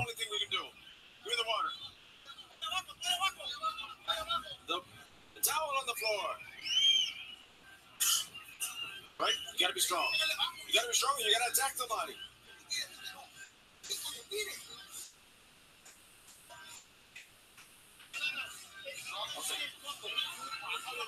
Left and right. I want you to throw a straight left and then the right hook. A lot of left. 5-3. Yeah. Here we see another exchange from both fighters and another slip. This time, You know what? Sea of Tears. If you keep talking about rice and fish, I think I'm about to go get some rice and fish after this fight's over. God, he's so accurate, and you know what? He's a smarter fighter than I think people give him credit for. Yeah, he's showing at this fight. I guess that's another very smart fighter in Estrada. In round 8, Estrada landed a fight-high 14 power shots, biggest number for him. You saw the tactical adjustment. You saw him coming forward. You saw him getting closer to Sor Rungvisai. See, he's beginning to jab his way inside a little more. That's the difference. That's why he's having more success. Not gotten him on the ropes, where you figured he'd want a guy like Estrada. But he's done very good work in the middle of the ring. Sor Rungvisai in the early rounds tried, but if you watch, Estrada gave him lateral movement. He kept the puncher moving and kept his feet unstable, so Sor Rungvisai didn't feel comfortable. Exactly, and that's what Momo Gonzalez was doing in the first fight. He was stepping around Rungvisai and creating new punch angles, and that's what Estrada's gonna do. You can't fight this guy like he's Cuadras. You don't open up like Cuadras or any of the other guys he can fight. It's a different beast. You gotta be more cautious, and you gotta step around him to get more punch angles. That's why Momo Gonzalez had so much success in the first fight. Inoue is a chump because he ducked him. He's ducking everybody. He's at 118. Sometimes that's when he's at his most dangerous. Unfortunately. There's no doubt that Estrada has to be alert for this whole fight. I don't care how tired Sor Rungvisai look. That's just the name of the game when you're fighting a guy who has like Sor Rungvisai. Nice right hand there by Estrada. But Estrada has to keep closing the distance. He has to keep working the body and getting in close to Sor Rungvisai. Good jab there by Estrada. You mentioned Marco Antonio Barrera earlier, Max. Remember how in every one of the 3 Barrera-Morales fights, one guy landed, the other guy was desperate to land back immediately. These 2 guys are competing exactly. Nice little hook there by Estrada. Not with the same intensity, but with the same idea, I agree. And it's not the Sor Rungvisai boxes like Barrera, but as his career has progressed, he's become a championship fighter because he's added nuance. Estrada's doing a good round. Crucial last minute here for Estrada. He needs to make sure he wins his next minute of the round. There's silent agreements that you have to make with yourself from round to round that nobody else knows about but you and you. Do I want to take this risk? Is it worth it? Ooh, okay, Estrada. Lateral movement, exactly. Lateral movement. You step around him. That's what he's doing now. Get your stuff off, meaning your offense, the way you need to put yourself in a position to win. Well, Estrada apparently has done just that because just then over the last 30 seconds, he's beginning to control these rounds a little more, Estrada. The lateral movement, and it's the fact that he's using that jab. Oh, the counter punch. Best Mexican fighter in the world. I don't care nobody says. He's landing, which often happens with a very skillful boxer against a puncher. In this case, Estrada being the skillful boxer. By the middle of the fight, he starts to land head-snapping shots. Here we go. See, Estrada's doing his usual Estrada thing. He's picking it up when it matters most in the later rounds, and I gave that round to him. So I got a 5-4 Rungvisai. It's a good fight, man. It's a real good fight. I think we're in for a treat these next couple rounds. What do you guys have it on your cards? Let me know. And subscribe to True School Sports while you're at it. Point fight to me at this point, to my eyes. Help a brother out. Keep active on your feet. We need you to keep active on your feet. Breathe, breathe, breathe, breathe, breathe, breathe, breathe.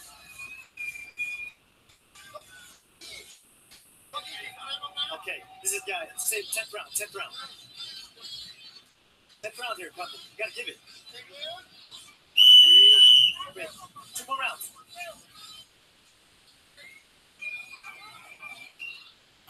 He's definitely turning it on. There's zero doubts about that. Arroyo already beat Cuadras. What happened? All right, so round 10, championship rounds. This is what legacies are made. Estrada was getting thoroughly bullied by Rungvisai early on in the fight, but since over the last couple rounds, he's turned it on, and he is in the fight. Jim, I thought that Juan Francisco Estrada had 2 good rounds around 8 and 9 to make this fight a little bit closer. But I thought all the early rounds basically went to Rungvisai because he was the harder hitter, and Juan Francisco Estrada wanted to trade with him. Oh, nice right hand by Estrada. Another right hand by Estrada. Jesus, here he goes. He's finding the range. And I guess that's what you would say is that you believe the 7th round. And another thing too, see what Rungvisai was doing to Estrada earlier. Now Estrada is doing to Rungvisai. He's knocking him off balance. You know, he's making it a little bit harder for him to set his feet, and it's because of lateral movement. And it's because of the fact that now Rungvisai has to worry about the counter punching that Estrada brings to the table. So it's a high level fight, man. It's a freaking high level fight. It's round 10 right now. This round again, Andre, he did exactly what you prescribed. He stepped into Rungvisai's range, what apparently was his range, and took the fight to him, more aggressively applying his counterpunching skills. Rungvisai threw a couple of straight left hands to the body. Oh, Rungvisai lands some nice punches there after an Estrada hook. As he did through most of the early portions of the fight. See, the side-to-side movement for Rungvisai has decreased a little bit here as the fight has went on. As Estrada's counterpunching has been more effective, Rungvisai's side-to-side movement hasn't been as much with his upper body like it was earlier in the fight. And you take a risk. And you decide to fight a puncher like Srisaket Sor. Oh, that's a little low. Rather than to stand back in a boxing. Good jab there by Estrada. You can't beat a puncher if you don't take risks. You don't get reckless, but you take calculated risk at the right time, at the right range. This could be really a pivotal round in this fight. It's competitive, so Rungvisai's done much better than he's done in recent rounds. And Estrada, who seemed to turn the momentum in this fight, would probably be well served to rally here in the last 30 seconds. And it's a power boxing round. Again, Estrada is standing close enough to try to do damage. Rungvisai is taking advantage of the opportunity to make contact to try to box it's tough round to score. Way that he can put the rounds away. You know, sorry, Rungvisai's face is starting to show the effects of Estrada's power shots. His eyes are puffy. When he gets it, his head is rattling a little bit more. Oh, okay, Estrada. Man, that's a tough round to score. That is a tough round to score. I'll give it a Estrada, man. I thought just like ring generalship, his craft, his counter punching. That's a swing around. Jesus Christ, bro. This fight is hard as well. I would not want to be a judge. I would not want to be a judge in this fight. Oh, Jarrell Miller's there. Shout out to Jarrell Miller. April 28th under the Daniel Jacobs appearance. And Hunter Ward, what do you think of Big Baby? I think he's big. And he's no baby. He's a big boy. What do you guys have it right now? I got a 5 even. 5 even. I don't know who's winning. Round 11. Here we go. High little fight. That's what happened in the Cuadras fight last year. So now Estrada sets himself up once again within Rungvisai's punching range, and you see that Harold Letterman on his unofficial card stretched the lead back out for Srisaket Sor in the 10th round, giving him the round. Probably if we asked Harold, he'd say, hey, did you see that giant left hand at the end of the round? That made the difference. Could have easily, I mean, I thought Rungvisai probably won that round anyway. Yeah, it was a big shot, too. So Rungvisai's kind of standing in the middle of the ring and saying, come and get me. And Estrada has no choice at this point other than to try to come and get him. And that makes for action in the last 2 rounds. That's really been Rungvisai's strategy after the second round, Jim, to kind of bait Estrada. Pretty much. That's what I have it. Times when it's uncomfortable for him and becoming the counterpuncher himself, Rungvisai. In order to put yourself in that position, you got to win some early rounds. And Srisaket Sor was confident enough to believe that he had, whether he had or not. And he's been able to exploit this throughout the fight.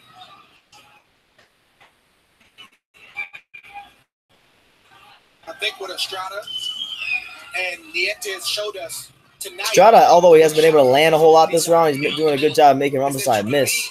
A boxer, you can be crafty, you can still be extremely tough. 2 are not mutually exclusive. You don't have to be reckless and wild. Nice little 2-punch combination by Estrada. And call yourself, tough. You can also box and use craft and set. No, it's not a boring fight. This fight is so good I have to be silent to take it all in. It's such a high level fight. Well, that's the highest level of toughness. Trust me on that one. Because it requires not only courage to take shots and exchanges, but the mental discipline, not just to lose your composure and start winging it and start playing to the crowd. And that's really the toughest kind of fighter, Andre. You were the best example for a while in the sport. Well, those are the guys that you see last a long time in this sport. Hard left hand by Rungvisai.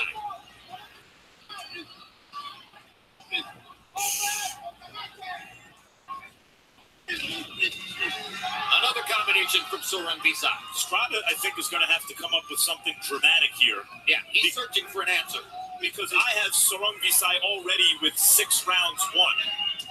And Harold nice body shot at Rungvisai. Good right hand. He's won this round to me. 2 good shots to the body. Okay, both your scorecard, Max. Oh my God, nice right hand by Estrada. This fight is so good. This fight is so good. This is boxing. Jesus, this fight is so good. Like a lot of y'all ask me, oh, is this fight boring? No, it's not boring. It's so good. I gotta be quiet just to enjoy it. That might tighten it back up just a little bit. I give that round to Estrada, man. I just feel like Estrada with the counter punching and the way he's dictating these rounds and just the adjustments he's make. Like I see Rungvisai doing the same things and they're not as effective, and I see Estrada doing different things and being more effective as the rounds go by. So, I mean, I know my card's different than HBO, but I got it 6-5 Estrada. But I ain't even mad if Rungvisai gets a decision because it could easily be a fight where that happens. Don't get up. Let's go. Every time he bends down, bring him up. Let's go. Put it all in. All right, so round 12.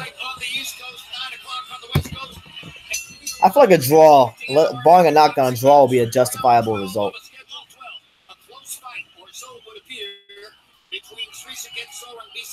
All right, so last round, legacy fight here. Harold Letterman has it 107-102. Jesus, it's a terrible card.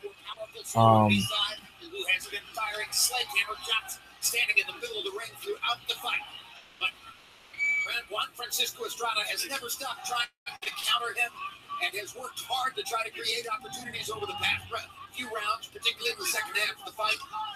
Anything could happen. Nice right hand upstairs by Estrada. Come down the stretch. Nice left hook on the inside by Estrada. Largely Mexican-American crowd in the forum, rooting for Juan Francisco Estrada. You know, I know it doesn't work like this, Jim, but as we're seeing, decent work there by Rungvisai. Is the guy in the lead because of his big power. If you just look at their faces, it tells the story that Estrada has landed the more effective punches. Man, Gallo is a freaking warrior. Nice body shot by Estrada. It's a close fight. Oh, wow. And he lands a nice two-punch combination upstairs, Estrada. And a left hook by Estrada. And a right hand by Estrada. And a good right hand to the body by Rungvisai. Oh, my God. What a freaking fight. Estrada is pouring it on. And Rungvisai is doing his best to hang tough. But he seems to have lost a little steam in his punches and to get a little wild. Oh my God, this is amazing.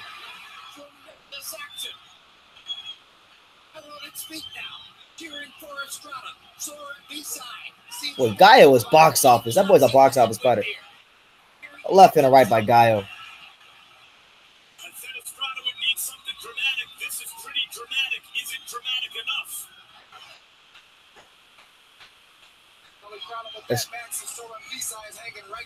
This might be his best, one of his best rounds. And he is landing some big shots. But Estrada, to me, is dominating the round. Even though Rungvisai having his moments, Estrada is dominating this round.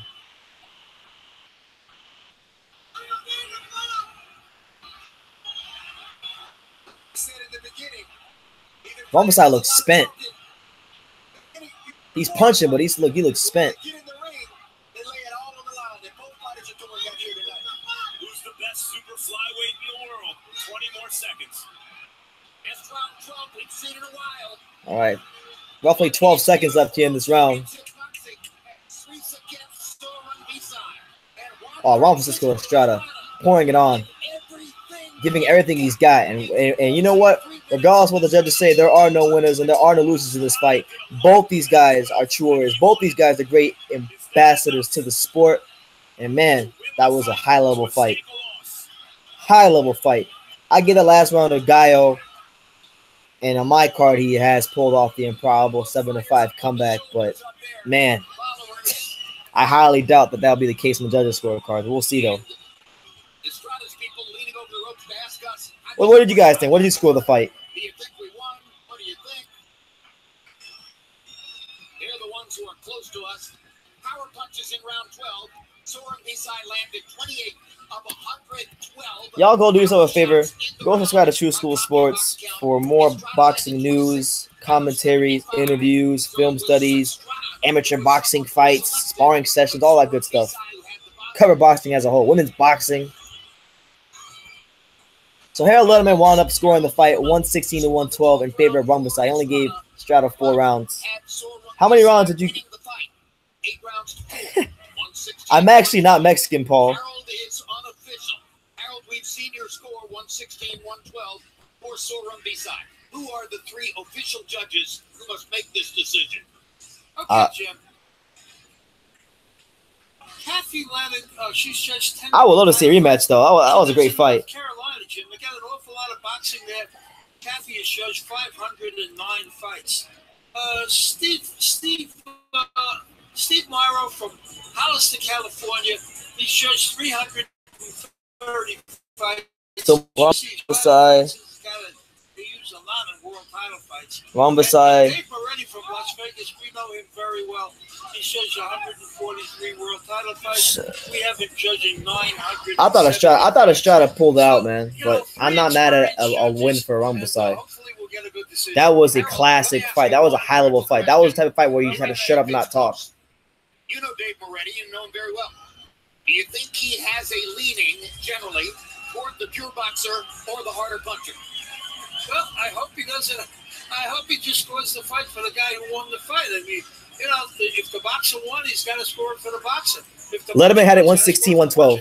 in favor of Rungvisai. Experienced guy. Let's see what happens. Thank you, Harold. Welcome. Nice job diplomatically on that.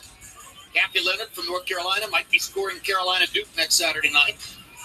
Let's go to Michael Buffer to tell us who won this drama. Ladies and gentlemen, after 12 rounds of super flyweight action, we go to the scorecards.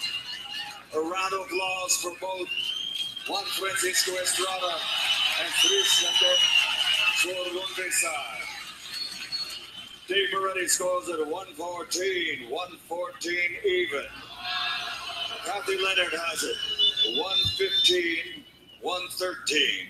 Steve Morrow scores it, 117 to 111 to the winner by majority decision. And still, WBC Super Flyweight Champion of the World, Srisaket. All right, Rungvisai gets the decision. There you go. Man, not a bad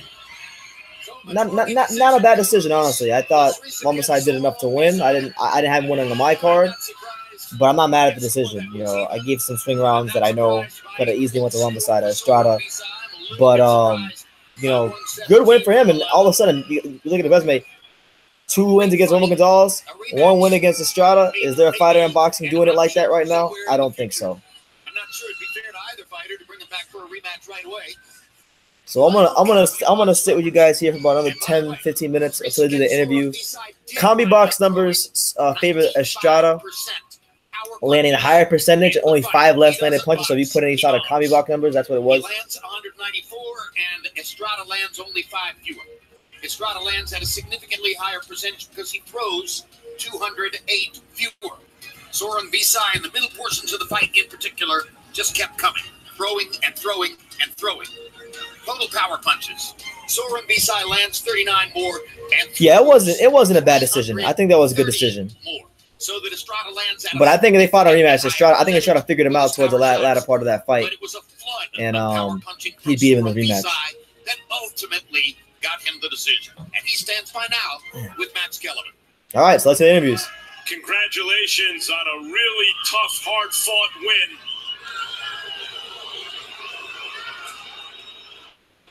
I don't know what the crowd is booing. That was an excellent fight and a fine, close decision.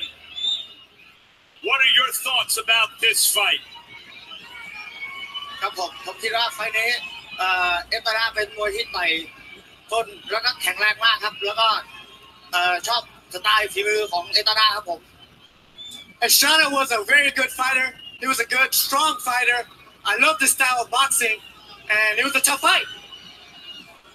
We were talking ringside about how you now look better than you've ever looked in your career. What did you bring into this fight that you weren't able to do earlier in your career? ครับผมเพราะว่าผมได้กำลังใจจากคนไทยทั้งประเทศไทยครับผม Right now, it's because I have the support of Thailand. I'm thankful to all the Thai people that came. After a good start by you, Estrada seemed to come on and capture the momentum and make it a close fight again. What were you thinking toward the closing rounds of the fight? ครับผมวันนั้นผมมั่นใจมากครับผมคิดว่าผมจะนำเข็มขัดกับประเทศไทยให้ได้ครับผมนะ I was very, very confident that I was winning. But more importantly, I really wanted to bring this belt back to Thailand, and Thailand it goes. Did you feel that you had something to prove coming in tonight? A lot of people thought Chocolatito won your first fight, and then it was said he was a shot fighter when you knocked him out. But Estrada is in his prime. He's an excellent world-class fighter. Did you feel like you had something to prove coming into this one?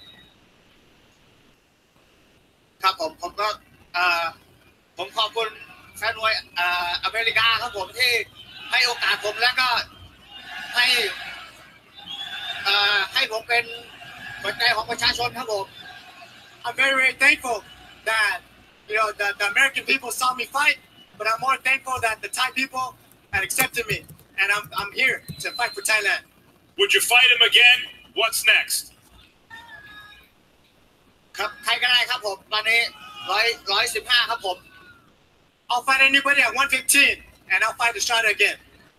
Thank you and congratulations, champ.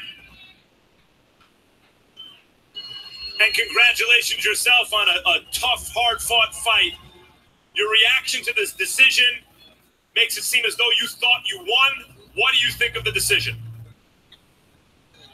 Bueno, yo creo que la gente es el público, el juez, y yo creo que ellos vinieron a ganarme. Yo creo que me sentí ganador toda la pelea, ¿no? You know, the people are the judge, and you can hear them that they saw me win, and I thought I won the whole time out. It seemed to me like a fair decision. I would have been okay with a draw, but I could see him winning. Are you satisfied that that's your best effort? Do you think you can do even better in a rematch? Bueno, si los jueces vieron esa victoria, pues yo no puedo hacer nada. Yo creo que gané la mayoría de los rounds y pues la gente ahí está, ¿no? You know, if the judges saw it that way, that's what it is. But I felt I won the majority of the rounds. But the people saw what happened. Do you want another one? No, sin duda quiero la revancha o quiero pelear con cualquier otro campeón. Yes, no doubt, or I'll fight any other champion. We can see you're disappointed, but as usual, a great effort. It was a pleasure to watch you fight. We hope to see you soon. Jim? All right. Very quickly now, let's take a look at what you saw tonight on Superfly. All right, so that concludes the Super Flyweight card. Hold on. So that concludes the Super Flyweight card.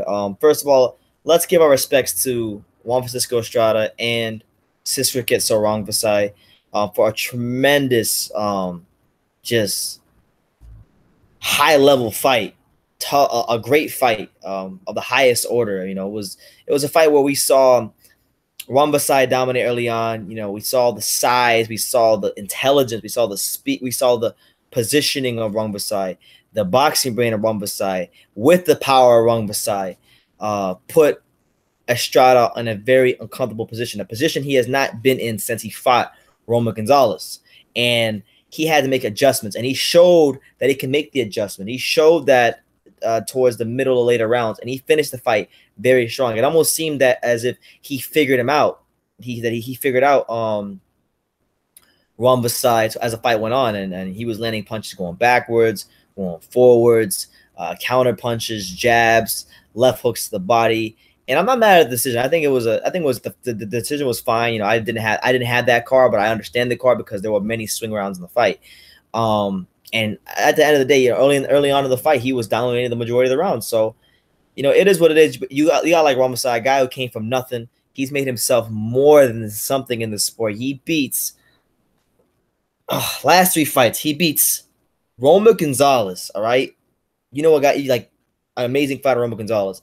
Then he goes from beating Roman Gonzalez to knocking him out in the rematch, and then he goes from that to beating Juan Estrada. Name me a fighter whose last 3 wins are that high quality. You can't. And I think Rungvisai, we got to start talking about him being top 5 pound for pound. I mean, at this point in time, because if he wasn't a pound for pound list, he should be getting a little bit higher up there because he beat 2 guys. He beat 2 fighters who, when it's all said and done, we go into the Boxing Hall of Fame, in my opinion.